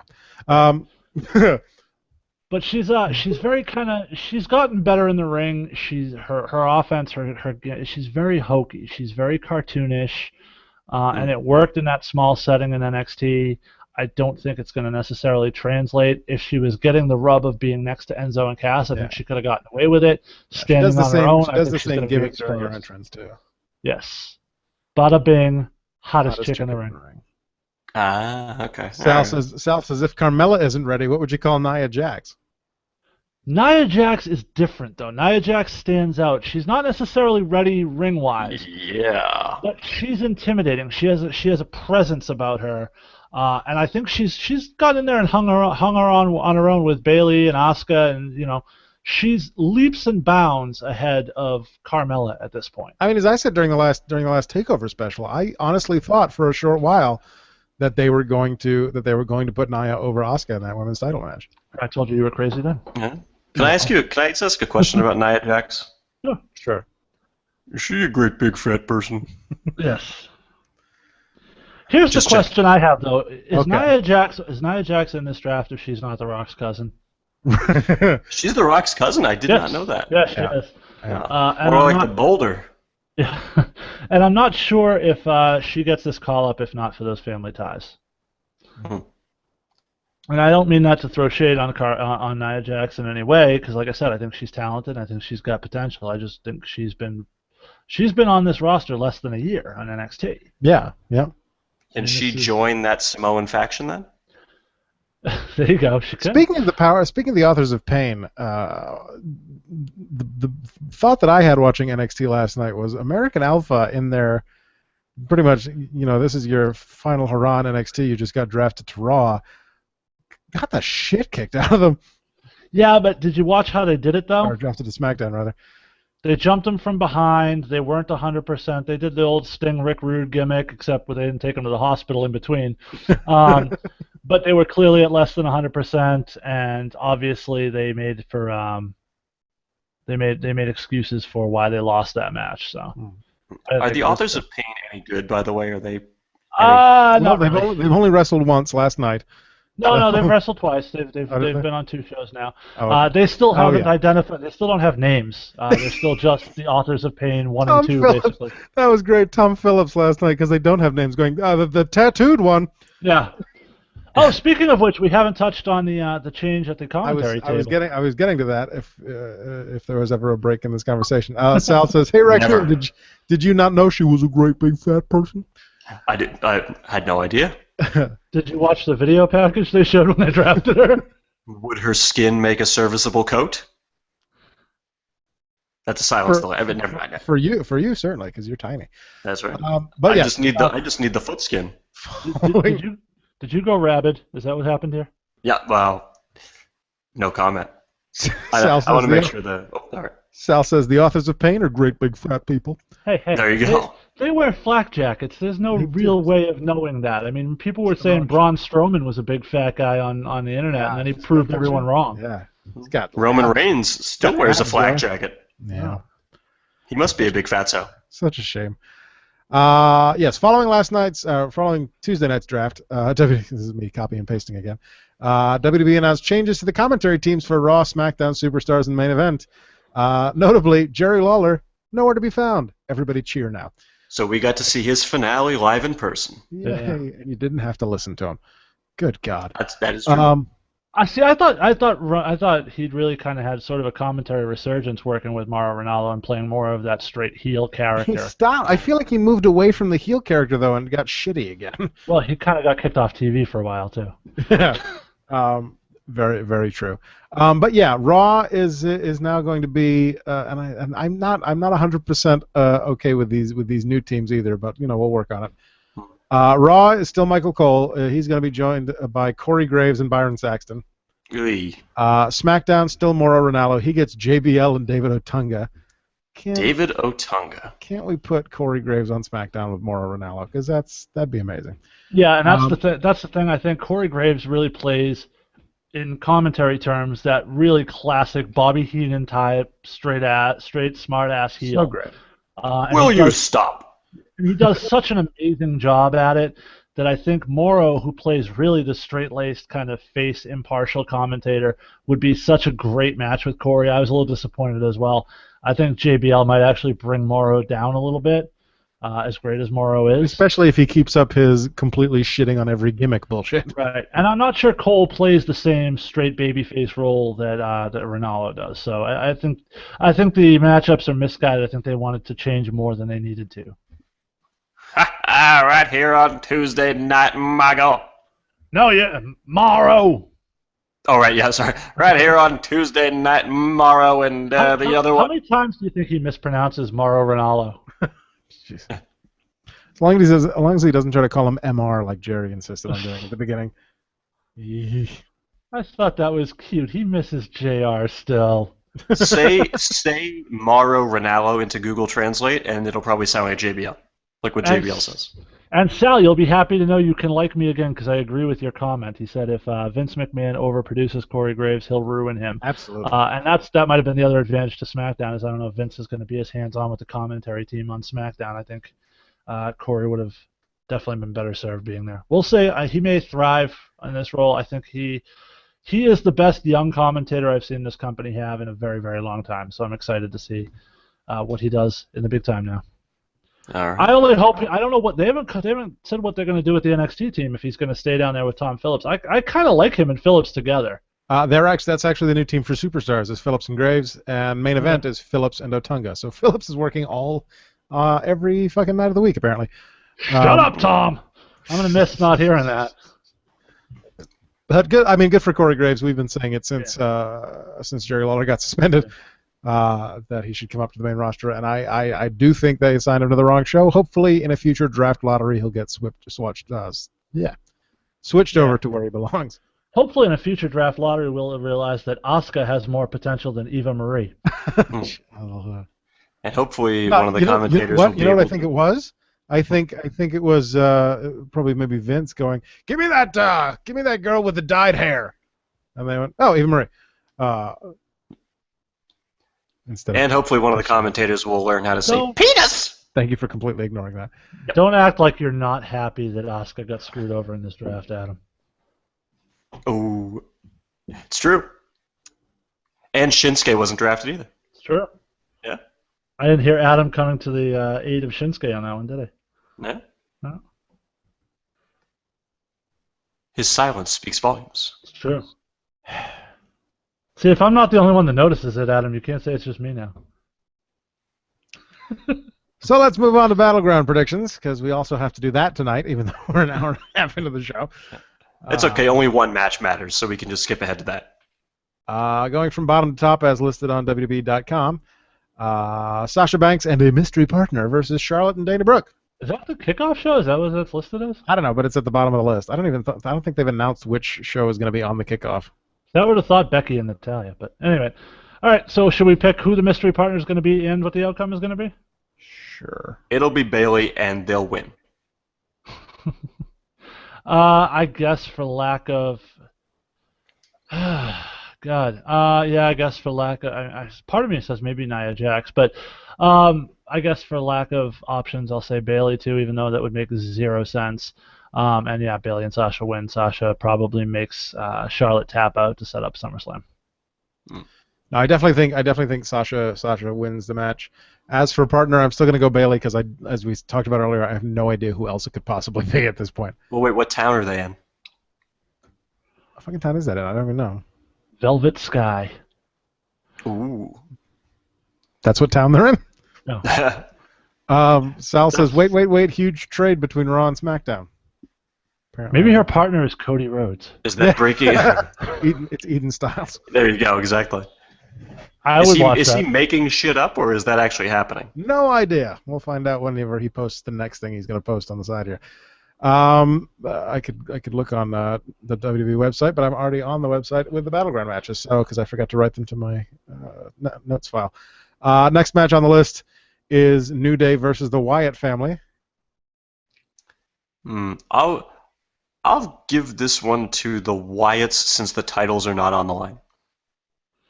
I'm going to go New Day because they're the only group that's staying together after this is over. I would only say the Wyatts would win if we were going to a tag team title program at SummerSlam, but obviously that's not going to happen. So.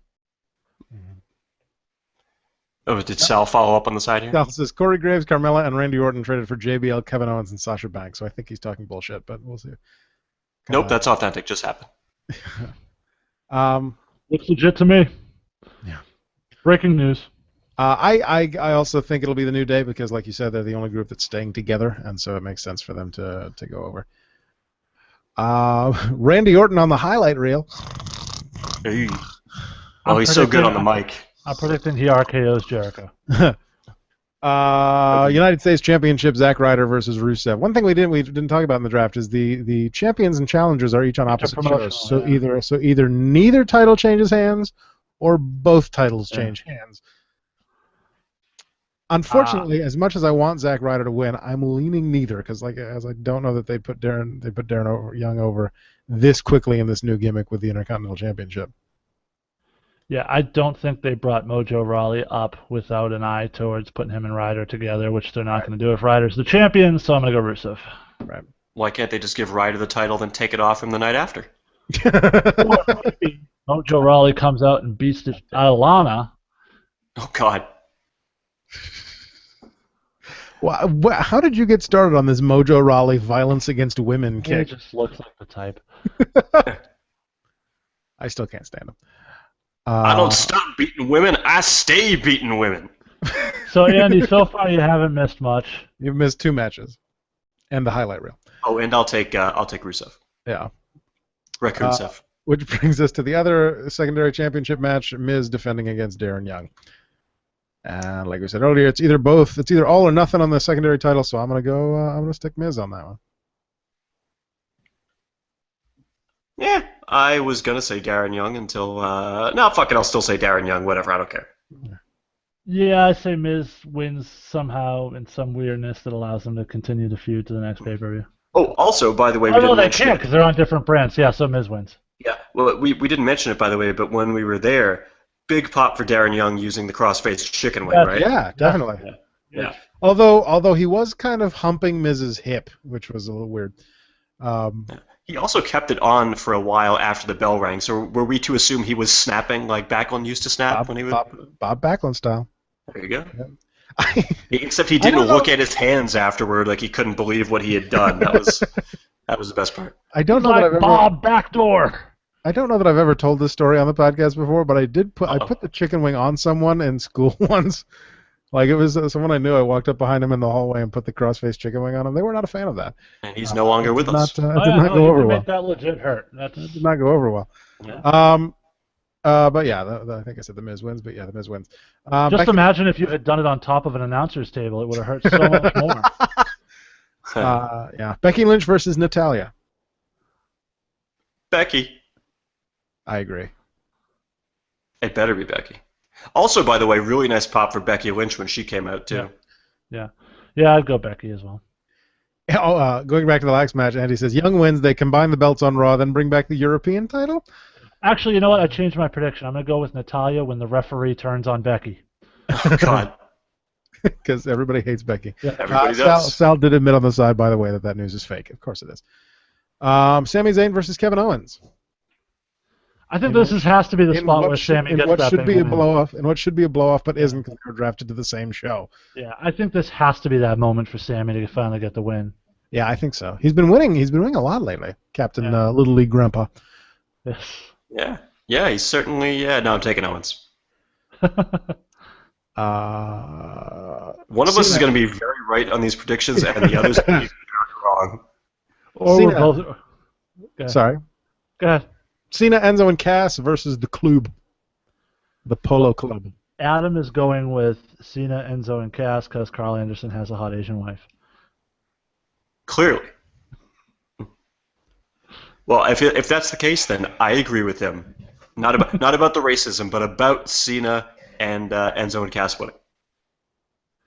Yeah, it's a tough one. I am going to go with the Club, and the reason for that being that I think AJ is going to somehow steal the win here to get him and Cena to SummerSlam.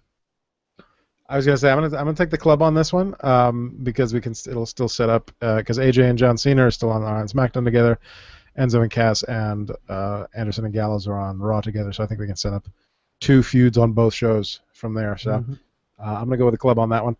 And your main event, a triple threat match, still for some unknown reason. Ambrose, Reigns, Rollins, The Shield, one on one. I guess I got to take Ambrose to retain. Because otherwise, SmackDown has nothing. I hope so. Yeah. Which is kind of funny, because a couple months ago I would not have been like, yeah, Dean Ambrose needs to win this match, because it seems, I don't know. Him getting the title was pretty unexpected so quickly, but I said it. He's doing all right. Well, it was unexpected for them too. I said it when the suspension was announced right after Money in the Bank that if this is just a holdover and Battleground comes, Roman Reigns comes off suspension and immediately wins the WWE Championship back, I'm gonna be fucking pissed if that happens, and I still will be fucking pissed if that happens. So it would also be pretty amusing if they build up SmackDown on Tuesday, like, oh, Ambrose won, he's the champion, he's the world champion on SmackDown, and then he just loses 5 days later. The belt. And there's no champion on SmackDown. So I'm going Ambrose on this one. Yeah, Adam's gonna be pissed at the end of this pay-per-view. Yeah, to me, the reason that Ambrose got that clean win on SmackDown was because he's dropping the title Sunday at the pay-per-view. I think Roman Reigns gets assistance from Triple H and captures the heavyweight championship, and we find out this was all. The suspension was a work. This was a way of getting him off and resting while the other two killed each other. It was all part of Stephanie and Triple H's master plan. Roman Reigns has been their guy all along, and Seth Rollins becomes the big babyface on Raw. Sal says, everyone put the cross-faced chicken wing on someone in high school. That was a thing back in the day. Actually, he yelled it. Hit the caps lock button, Sal. Jeez.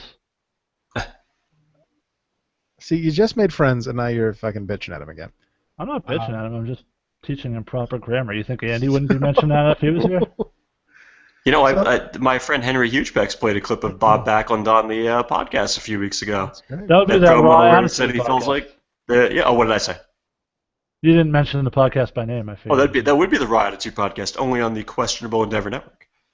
Which is getting quite a bit of buzz since we had the full panel. Lots of listens. Yeah, quite a few. And another podcast mentioned us. Mentioned Henry's podcast as well. Now, Raccoon Reigns, you can verify that the Raw Attitude podcast didn't get that bump when Andy was on or when Adam was on. It didn't happen until someone else joined them. There you go. Just so Jason equals ratings. Exactly. Or something. Speaking of which, episode 18 coming this weekend probably, or Monday, coming on Monday. I heard you might have another guest host upcoming shortly. You're like Henry's hype man. I am, yeah. Henry's trying to get Troy, but he keeps dragging his feet, so might have to find somebody else. Well, there's a lot of geeking and gaming to be done, so. There is. And Sal has some more words for us. Sal says, "Can everyone please stop with the Roman Reigns heel turn? I would love it, but it's going the way of the fabled, and I assume the next part of that is John Cena heel turn, but I think he can enter too quick." Or Dodo. I think Dodo is there. Yeah. Well, Sal, I'm sure next week we can get Andy on here to agree with you, and then you'll be very happy. Shots fired. You guys, you made friends, and now you hate each other all within the span of 40 minutes. This is all your fault, Adam. You didn't have to share your private text messages with me, and you chose It wasn't my fault. You tried to start a riot between the two of us here. Oh, shit. Little instigator in the middle. It's time for you to face it, the demons you created. On that note, now that we're almost an hour and 45 minutes into this damn thing. Theme song! Apparently that's become a running gag on Tooning Japanese, by the way. I heard that, yeah. For those of you who listen to that show. Hey, is that host Andy on the side right now? Yeah, saying depends. Is it just Adam and I again? I missed that. Oh. Next week, I suppose. Next week, I'm not invited? I'm not invited? Raccoon Reigns is the best pay-per-view recap guy in the business. Oh, that's right. That's true. Although I will say this, Andy is looking forward to a little one-on-one session with Adam. I just hope he doesn't have any yard work to do that will force him to do the entire show from the fucking side box. Just saying. There's so much anger. There's so much anger on that end of the show. This draft made me angry. I don't know. It's hot out there. It's hot in Iowa. He had to come in early. All that corn out there has been popped. That's how hot it is. And that does it for the rundown for this Thursday, July 21st, 2016. 333 days since New Day won the WWE Tag Team Championship. 333. That's halfway to the Mark of the Beast. Yes, that's half the beast. We may not have angst in the phone number anymore, but we still got it on the show. That's half of Dan the Beast Severn. Go to audibletrial.com/rundown for a free audiobook and a 30-day free trial. Atlantic Pro Wrestling returns Sunday, July 31st with a free show during Newburyport Old Yankee Homecoming. With two heavyweight championship matches, Adam. There are two shows that day. One of them starting at 10:30 a.m. The second one starting at 1:30 a.m. 1:30 a.m.? 1:30 p.m. Sorry, 1:30 p.m. Kingpin Brian Malonis on the first show going to defend that championship against the sure thing Mark Sherman in the main event. Wait, there's a show at 10:30 in the morning? 10:30 in the morning. It's part of a festival. Yes, fair. It's free, all right? Yes, it's free, so don't question it. And, of course, the second half main event, should he retain the title, it will be for the championship. Otherwise, it's just a grudge match. The Kingpin, Brian Malonis, also going to square off in the rematch New England's been waiting for with Donovan Dijak, Ring of Honor superstar. Both of those are going to be great. Great. So that's Sunday, July 31st. Lucky Pro Wrestling, part of the Balloons and Blues Festival at the Elks Lodge in Hudson, Massachusetts on Saturday, August 20th. Balloons and Blues? Balloons and Blues. How can you have the blues if you have balloons? They're hot air balloons, too. It's even cooler. Oh, man. Shout out to Vern Vicalo, still LPW champion after a great ladder match. Great ladder match. And Christian Casanova had a big won the Lucky Lottery Battle Royal. Yes. So opportunity to cash in for a title shot. Indeed. So that is Saturday, August 20th. Start time for that show is 12 noon. Again, part of the festival. So you can come to that. And then the next show after that is the next Saturday, the 27th, at the Elks Lodge in Clinton, Massachusetts. That's a good Elks Lodge. Scott County Wrestling presents Balloons and Baboons, a birthday party gone awry. And for those watching at home, Andy on the side said it was 105 degrees, so he ended up playing baseball in the cornfields with In Heaven. So, there you go. Did he build it, and did they come? And wow, I'm going to back up and just pretend. And Liberty State's off for the summer, returns in October to the John McCarthy Elementary School in Peabody. Stump Trivia every Tuesday night at 8 p.m. at the Port Tavern in Newburyport. If you don't want to watch SmackDown, come on out and do some trivia. Follow us on Twitter at Rundown Podcast. Send us an email to rundownwrestling@gmail.com and call the hotline 617-863-6967. 61 Rundown 7. Plug that into your phone right now. Follow us on Facebook. All of the co-hosts of the show should plug that phone number into their phones so that they know it and they don't have to ask anybody for the phone.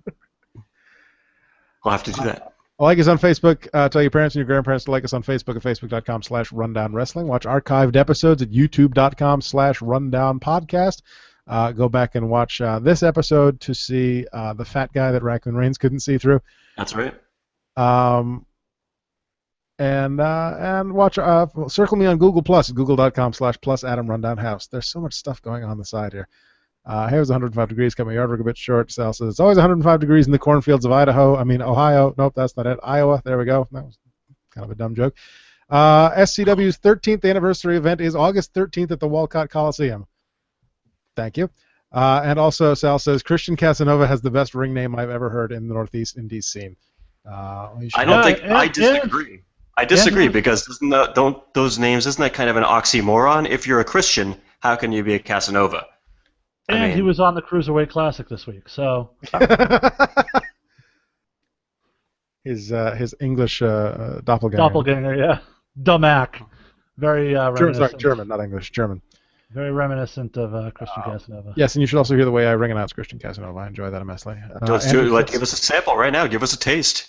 Andrew says, I missed Seth Rollins tonight. Was tonight that baseball thing? Must have been. It goes like Christian Casanova wins. Oh, fuck you. Christian! To donate, to make a donation of the monetary variety, go to paypal.me/rundownwrestling. It's $10 a month to host this on Podomatic. If you want to help out with that, it would be greatly appreciated. If you like poetry... Has anybody taken you up on that yet? No. Oh. Not for a while. Not since Troy was our official listener for his donations. Oh. Or maybe, what was it? Well, it's been a few different people since then, but not for a while. We haven't gotten donations in a while. That makes me sad. If you like poetry, check out Chasing Distant Horizons at tinyurl.com/Distant Horizons. And check out all the shows on the Questionable Endeavor Network. Shadow Vein, second season starting soon. I got my audition packets this week. Shadowvein.net. Support them at patreon.com/Shadowvein. Troy hosts the Geek and Gamer Guild on iTunes and Stitcher. Andy, Bill, check out and Adam's Josh. new podcast, Hating Japanese. Andy, Bill, and Josh host Tooning Japanese on iTunes and Stitcher, and Henry Hugepex, the suplex-throwing human duplex, hosts the Raw Attitude podcast on iTunes, Stitcher, and SoundCloud. Episode 18 coming Monday. SoundCloud. Check it out on SoundCloud. It's a great show. And follow the network at Quest End Network on Twitter, and check out questendnetwork.com for shows, audio files. We've got articles, forums. Check out the forums. Forums, not the forums. I mean, I'm sure there are forums on there as well, but the forums where you can hang out and talk with us. Adult pictures? Not yet. Of a raccoon in a trash can. Damn right. And Jason, anything to plug? Just want to take a quick second to thank everybody who donated to the Marfan's Walk for Victory I was working on earlier. As a result of everyone's generosity, we were able to finish in a position well enough that my son and I will get to be a part of opening of pregame festivities during a Red Sox game. So nice. Very excited, and I want to be very grateful to everyone's support, and thank you.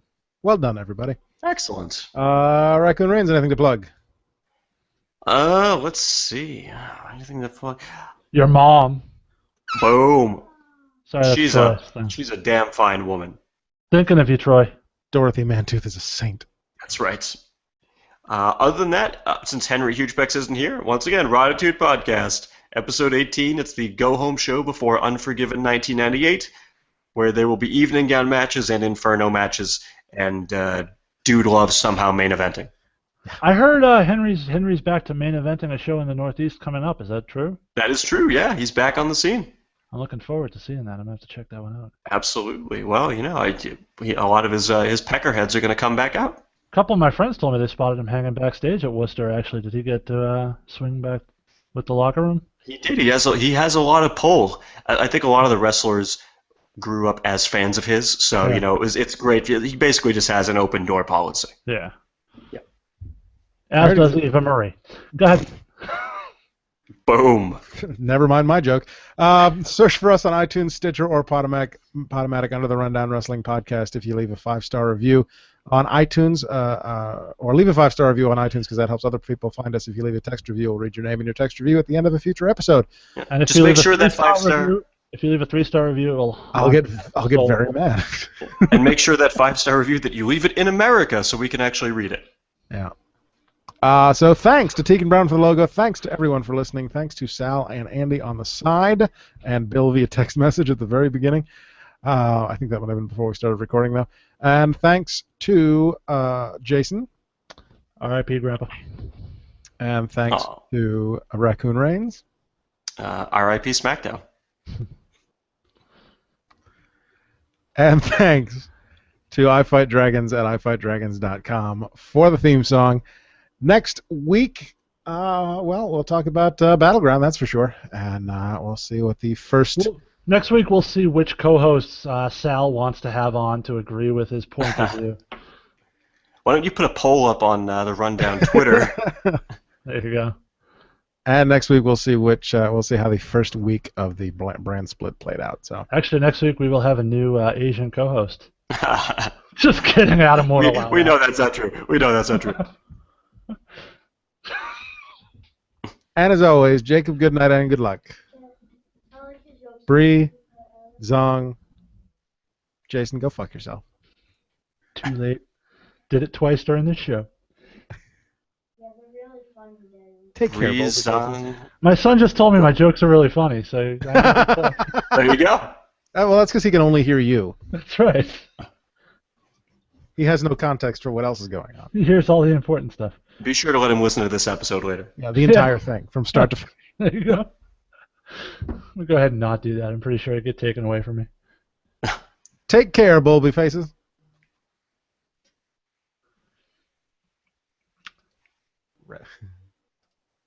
Red Sox lead the Twins 10-2 in the bottom of the 8th. Hey! Stephen Hey. Wright. Hey, it's for Ching. Ba-da-da, ba-da-da. I like that we have a knuckleballer again. Indeed. Oh shit, I should stop recording.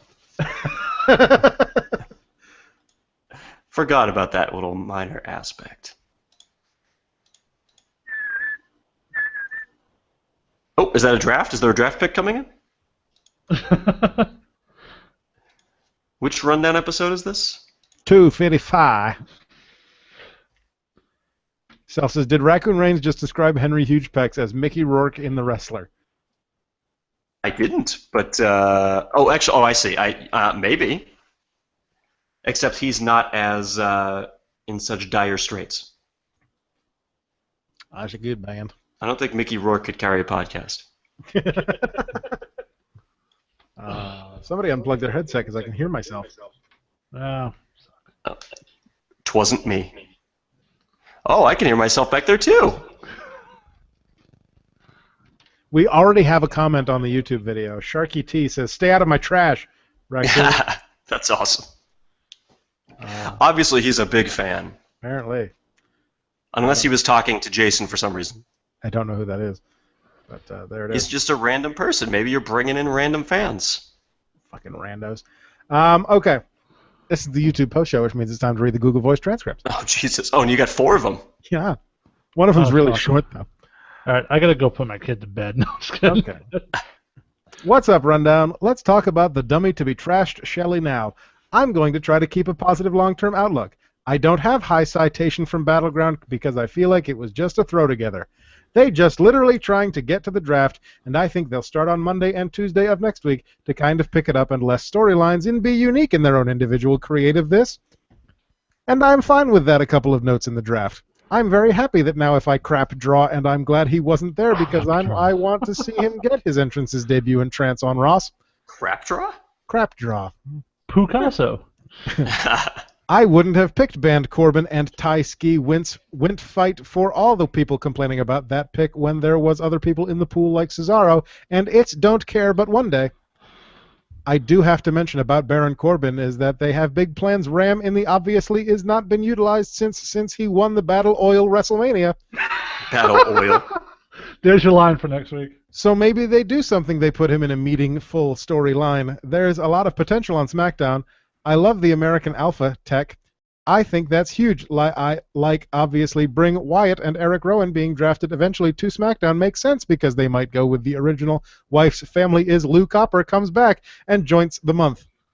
Lou Copper. Mac down. I'm fine with that. I'm fine with AJ Styles and fine with Chain drafting Dean Ambrose as far as where all goes. I think you could have done the Big Show picks in the same mistakes. Maybe later on in the supplemental draft. I think you really needed those Carmella and Alexa plays for a great add-on traumatic ski. Hi, it's Eric. Hi, it's Eric. Okay. I know she could size, but she doesn't have scale. Wait, Eric called in? Apparently. I put them down that route, and I still think Bayley's going to be that surprise partner, so all in all, kind of a mixed bag with the draft. I think that's what a lot of people are going, but we shall see how the creative team now handles the talent. If they booked them differently than they have been, then let's go off to the races and running, and I haven't talked to you guys next week. You know what else is in a mixed bag? Theme song? These nuts. Oh. Oh, I hear your son. Your son's objecting. Your son is objecting to D's nuts. That moment you forget your son's in the room. Mama telling me no, but my talking not talking telling me yes. I don't want to hurt nobody, but this something, I must confess. I don't see nothing wrong with a good Lucia thing. I don't see nothing wrong. Yeah, that one was a stretch. My name is Tommy Montes, Auntie, and I am the guy called in to talk about an XP and the Cruise Our Way Classic, and you can. That and I ain't got big booty here with me this week, big titties. Big what the hell? Now it's just saying what it wants to hear. This is why I don't read these in advance. Holy crap. He didn't say anything about big booty and big titties, right? Okay. I'm pretty sure he didn't actually say that. So that's Google Translate going rogue. Now I have to go back and listen to the voicemail. That and I ain't got big booty here with me this week. Big titties out to open on my Uncle Anthony. What the hell is that? I want to know what this actually is that he's saying. He's doing a job fair, and I can't really talk about it. I'll call them, but I didn't want to talk He's about it. He's opening his big booty to Uncle Anthony. Is that what just happened there? But I didn't want to talk about the Cruise Away Classic and Mustafa Ali versus Lynch Dorado guys. That Manti on his mother line. I don't know these guys coming in Victoria the fuck. That was the craziest fucking guy I've ever seen. And I thought both guys to run a fucking show. Victoria the fuck. How are you going to pick one for next week? Jesus. I just shame. I don't see Dorado going to maybe get through the second round. I don't see him going really, deep into the tournament like I do is Zach C about Junior or a coat up Russia in speaking his jet sexy about this Junior, this person. Wii Classic. It's been great, and we haven't even seen shitting on it yet. Did that say Weed Classic? No, just Wii Classic. Wii Classic. It's been great, and we haven't even seen shitting on it yet. We haven't seen that. We have it Inc.com over to Tampa. This is only going to keep it that a weekend and week out far as an excuse. I find it interesting that the first guy we see from the coming up season since they rebooted it at 10 o'clock, not the winner of Tough Enough, that dude charged not me, and you wrote Patrick Clark. And yeah, he and Nancy chubbed out Austin area that she did a great fucking drop. That kid's going to future up telling you, watch out for that kid. We're all going to future up. And as far as the future goes, I think I see the future for the Office of Pain. I think they're going to show up at Battleground and help Roman Reigns win the title, and they can be the Samoan Shield machine. I'll talk to you guys next week. Also, Oh my big God. booty, big titties. Victoria, fuck. Oh my god. Fucking crying. Deep fuck. Fucking crying. I think I swear to God, Tommy's doing like an insane accent now just to fuck with Google Voice. I hope so. I think is what's What do you happening. mean? I thought that was just his natural accent. Oh, this week it sounded like he had bronchitis or something. This week, I'm pretty sure his accent changed halfway through the call. Hey, it's Andy from the Rundown and Master Monitor the Questionable Endeavor Network. I won't be able to make it onto the show tonight, but I wanted to leave a voicemail for you, the fans, and for you, the host, so it wasn't money muscle. That was good for that until that last part there. We quit being the draft, and I want to talk about the good and the bad. Now we had a little bit of time to digest everything from Tuesday night. I've got my top 3 best, my top 3 worst, and I want to hear the hosts what they think are the best and the worst moment from the draft star with the best number 1 that kept that pay-per-view. I'm certainty that kind of came out from the splitting up of the different people. Yes, they're still an even spread. They've got a big car championship on both sides. Yes, there. You know you could claim that it was not necessarily all that uncertain now. It looks like either both of them. We're going to retain her, but the girls whose are titles, but either way. I thought that said titties again and I was laughing. It doesn't. It says titles. I think they did a good job building a suspense and making me want to watch them here with you. I don't know if you when Adam agree. turns 12 again. Oh, absolutely. I don't know if you agreed, but I especially looking at the world title picture, I want to see what happens. And it will type of picture number to the women being such a focus, yes. I know I said in my article on the questionable Never Network, iQuest and Network.com, that they had to pull Charlotte and some of these other women early on, and they did super early on in the first round of the draft, and that's fantastic. I'm glad they really made that a forefront ever. I'm glad they really made that a forefront ever 3 the NXT stars that came over. We've got Hidden Valley as a first-round draft. Oh, great ranch dressing. Yeah. We've got other big female competitors coming up, Knight and Jax, Carmella, Alexa Bliss, all 3. I love, and most importantly, the biggest. Rude. I'm pretty sure Nia Jax is the biggest. I think Steal Tonight, Mojo Rawley, so let's go to the bad never won. The NXT superstars are left out. Yes. I know there's a way to bring them in, and maybe it'll have more impacted doing on the draft, but no Bailey, no someone wouldn't show, you know? Those of the 2 that was really hoping to see on the draft and make it up to Ross. 2 thing there. Should be more breakups. I think we had to break up at the Y, at the other, bring over the club, but no dead. Lee's breakup. No, don't kill them. I was hoping maybe to see a couple of more tag kings broken up, but I guess if you're going to have 2 shows in 2 big tax division. She got to have some tagging class, and it finally Eva Marie. Just in general, tell me what you think, folks and fans and Rundown host. Let us know and leave us a message. You know, call into the voicemail, right into the Rundown, right into the questionable Never Network. We'd love to hear what you have to say. Have a great show, folks. I'm going to die outside in 100-degree weather, try to go to lunch. So have a great night. Until he quit mowing the lawn like CM Punk quit wrestling. Can you reread that part? Reread the part about the big ass and the big titties. My name is Tommy Montes, Auntie. No, not the whole thing. Well, it's right at the beginning. Just that one sentence. And I am the guy called in to talk about an XP and the Cruise Our Way Classic, and you can. That, and I ain't got Big Booty here with me this week. Big Titties out to open on my Uncle Anthony. He's doing a job fair, and I can't really talk about it. Obviously. You're gonna have to read that whole email next week. No, they just have to watch. This episode on YouTube. Make him call in again next week and say the same names. Just That's how we get it. I want to bring up that voicemail again and just listen to what the fuck he actually says now. My name is Tommy Moltisanti, and I am the guy who called in to talk about NXT and the Cruiserweight Classic, and you can't cheat that. And no, I ain't got Big Vinny here with me this week. Big Vinny. My Uncle Anthony.